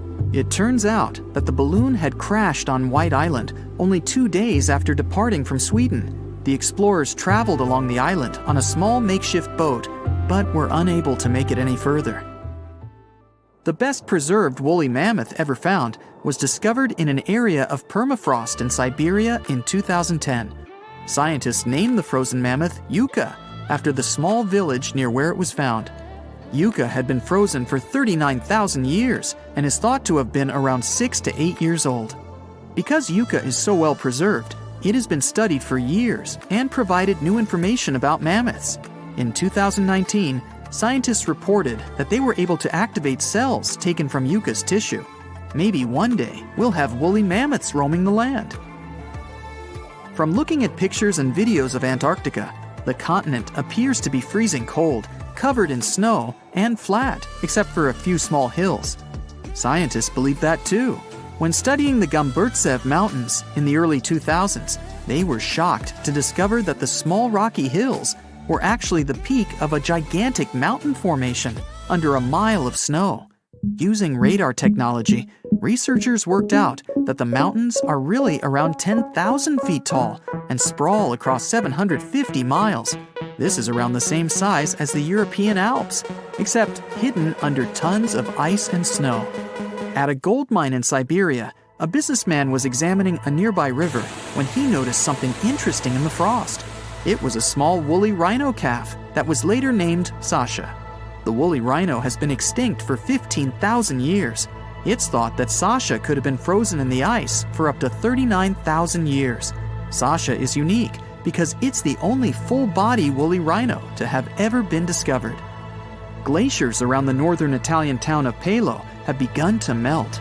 Artifacts from decades and even centuries ago have been discovered pouring out of the ice.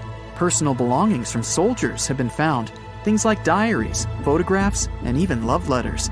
Historians have even uncovered an entire cabin preserved beneath the ice. The cabin was filled with hard metal helmets and clothes. In 1845, Sir John Franklin embarked on an ill-fated expedition to the North Pole. The crew traveled on two ships, HMS Erebus and the ironically named HMS Terror. The expedition met with disaster, and both ships were lost to the icy waters.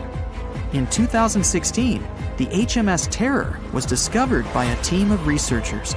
Despite being lost for 170 years, the freezing cold waters had maintained the ship in pristine condition.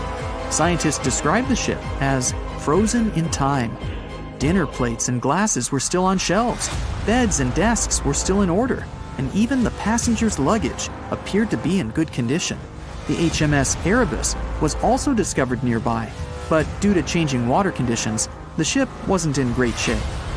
The glacial ice surrounding a mountain passageway in Norway that was notoriously used by the Vikings has revealed hundreds of ancient artifacts. One of these artifacts was a giant unopened wooden box that was welded together. Researchers were beside themselves with anticipation, waiting to open this box. They believed it would be filled with Viking treasures or artifacts that would give us an insight into ancient society.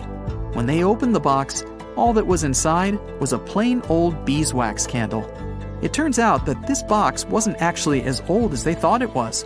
By analyzing the candle, they discovered that the box dates back to the 17th century. The age of the Vikings had ended by the 11th century. It's likely that the candle box belonged to a farmer who was shipping it from his summer farm to his winter farm to light up the long nights. Antarctica, a snowy world of about minus 46 degrees Fahrenheit, covered in ice for millions of years. But it wasn't always this way. Scientists just found something buried deep beneath the seafloor that shouldn't exist. Tiny golden droplets of amber. This means that Antarctica was once teeming with life and thick with trees. But something happened to it. Something that could reshape the way we see our own future. Antarctica has been a land of howling winds for millions of years. No tree can grow here today. But scientists who studied those lands decided to drill deep beneath the Antarctic surface. They went thousands of feet below the ice, pulling up ancient layers of sediment. And there, trapped in time, they found tiny pieces of golden amber. Amber is basically fossilized tree resin. It's found all over the world, often with perfectly preserved pieces of ancient life. Insects trapped mid-flight, pollen frozen in time. Entire tiny ecosystems can be locked inside golden droplets. In every continent, but not in Antarctica. Until now. They discovered tiny specks from 0.5 to 1 millimeter in size, smaller than a grain of sand, but with huge significance. This droplet had once oozed from the bark of a tree about 90 million years ago. What's even wilder, amber is only produced by certain types of trees, the ones that grow in humid, temperate rainforests and jungles. That's when the realization hit. Antarctica used to be a rainforest. Those tiny flecks of amber clearly seen only under a microscope, tell us a vivid story of a living and breathing ecosystem. Around 90 million years ago, during the Cretaceous period, when dinosaurs ruled the Earth, Antarctica could have been covered in lush, swampy forests filled with towering conifers, ferns, and ancient plants. Some of the fragments showed signs of damage. That means the trees that produced them had been injured, perhaps by wildfires or parasites. Though despite that, and despite the fact it spent millions of years on the seafloor, this amber was almost perfectly preserved. Solid, transparent, and free of cracks. Normally, amber buried under extreme pressure and heat just crashes over time. But this piece, it survived. That means other pieces could survive as well, and we might find more of them on the ocean floor. But this wasn't the first sign that Antarctica had once been a different place entirely. It started in 2017. A team of scientists drilled deep into the seabed near Pine Island Glacier on Antarctica's west coast. They pulled up sediment cores, long cylindrical samples of Earth that had been buried for millions of years. And it was insane. Inside these layers they found fossilized roots, pollen, spores, traces of an ancient forest that had once thrived here. And that's exactly what they'd been studying ever since then. In order not to damage anything, they had to spend years of hard work, breaking down the sediment into thousands of tiny pieces and scanning them all under fluorescent microscopes. The same team also found another piece of the puzzle back in 2020. They found more sedimentary samples from the ocean floor that pointed to a land of dense trees, rivers, and wetlands. A world that looked more like the Pacific Northwest or New Zealand. But why was Antarctica so warm back then? Well, that's all because of the atmosphere. 90 million years ago, Earth's carbon dioxide levels were terrifyingly high. It was literally one of the warmest periods in history, with temperatures soaring even at the poles. Think about it. Antarctica had no ice caps. Instead, it could have had buzzing insects and maybe even dinosaurs wandering through its forests. But in order to learn what happened to them, the team has to find more evidence. Antarctica really is a place full of mysteries. It's hard to study because it's covered in snow and ice so much that we don't even know its true shape and size. Some parts of the ice sheet are over 3 miles thick, half the depth of the Mariana Trench, the deepest trench on Earth. Luckily, snow has a great quality. It can freeze things in time perfectly. Layer by layer, year after year, it buries nature's past like a time capsule. Luckily, snow has a great quality. It can freeze things in time perfectly. Layer by layer, year after year, it buries nature's past like a time capsule. At first, fresh snow is soft and shifts easily in the wind, full of air. But as more snow piles on top, it compresses, squeezing out the air pockets and hardening into dense ice. This freezing pressure locks everything inside. It traps ancient plants, animals, and even entire landscapes. And they literally get frozen in time, because the extreme cold slows down decay. It stops bacteria growth, preventing rot, and keeping things almost perfectly intact for thousands, sometimes even millions of years. That's exactly what's going on in Antarctica. Scientists have to literally scan it all the way down this snow in order to find what this place looked like millions of years ago. What they found is an entire lost world buried under miles of ice. It was beneath the thickest ice of East Antarctica, near the Aurora and Schmidt subglacial basins. The weight of the ice has been so immense for so long that it actually protected the land from erosion. Scientists call it the ghost of Antarctica's landscape, and it's nothing like the smooth, flat wasteland seen from above. They found rivers that once flowed freely, now frozen in place, valleys carved by water, even 3 massive, sharply peaked hills. But what are they? To understand that, we need to go even further back in time, to the era when Antarctica was still part of a lost supercontinent. Hundreds of millions of years ago, the land we now call Antarctica was part of Gondwana, an enormous supercontinent that included South America, Africa, India, Australia, and Antarctica all fused together. But as Earth's tectonic plates slowly drifted apart, Gondwana broke into pieces. Antarctica was ripped apart, its land stretched and fractured. The massive ice sheets that formed later covered these broken land masses, preserving them like frozen fossils. As the ice shifted and melted over time, valleys formed, and ancient rivers likely carried water toward a coast that was hundreds of miles away from where it is now. But that's not the only thing Antarctica has hidden. If you stripped away the ice, you wouldn't see a smooth, empty continent. You'd see a super dramatic landscape, towering mountains, deep valleys, even fiery volcanoes. In West Antarctica, at least 138 volcanoes are buried under the ice. One of them, Mount Erebus, is still active. And inside, it has warm volcanic caves where you could walk in a t-shirt. Oh, and if it wasn't weird enough, Erebus is also spewing out gold. Yep, the actual tiny specks of gold from deep within the Earth. Scientists believe this happens because magma, the superheated semi-molten rock beneath the Earth's surface, carries liquid gold with it as it rises.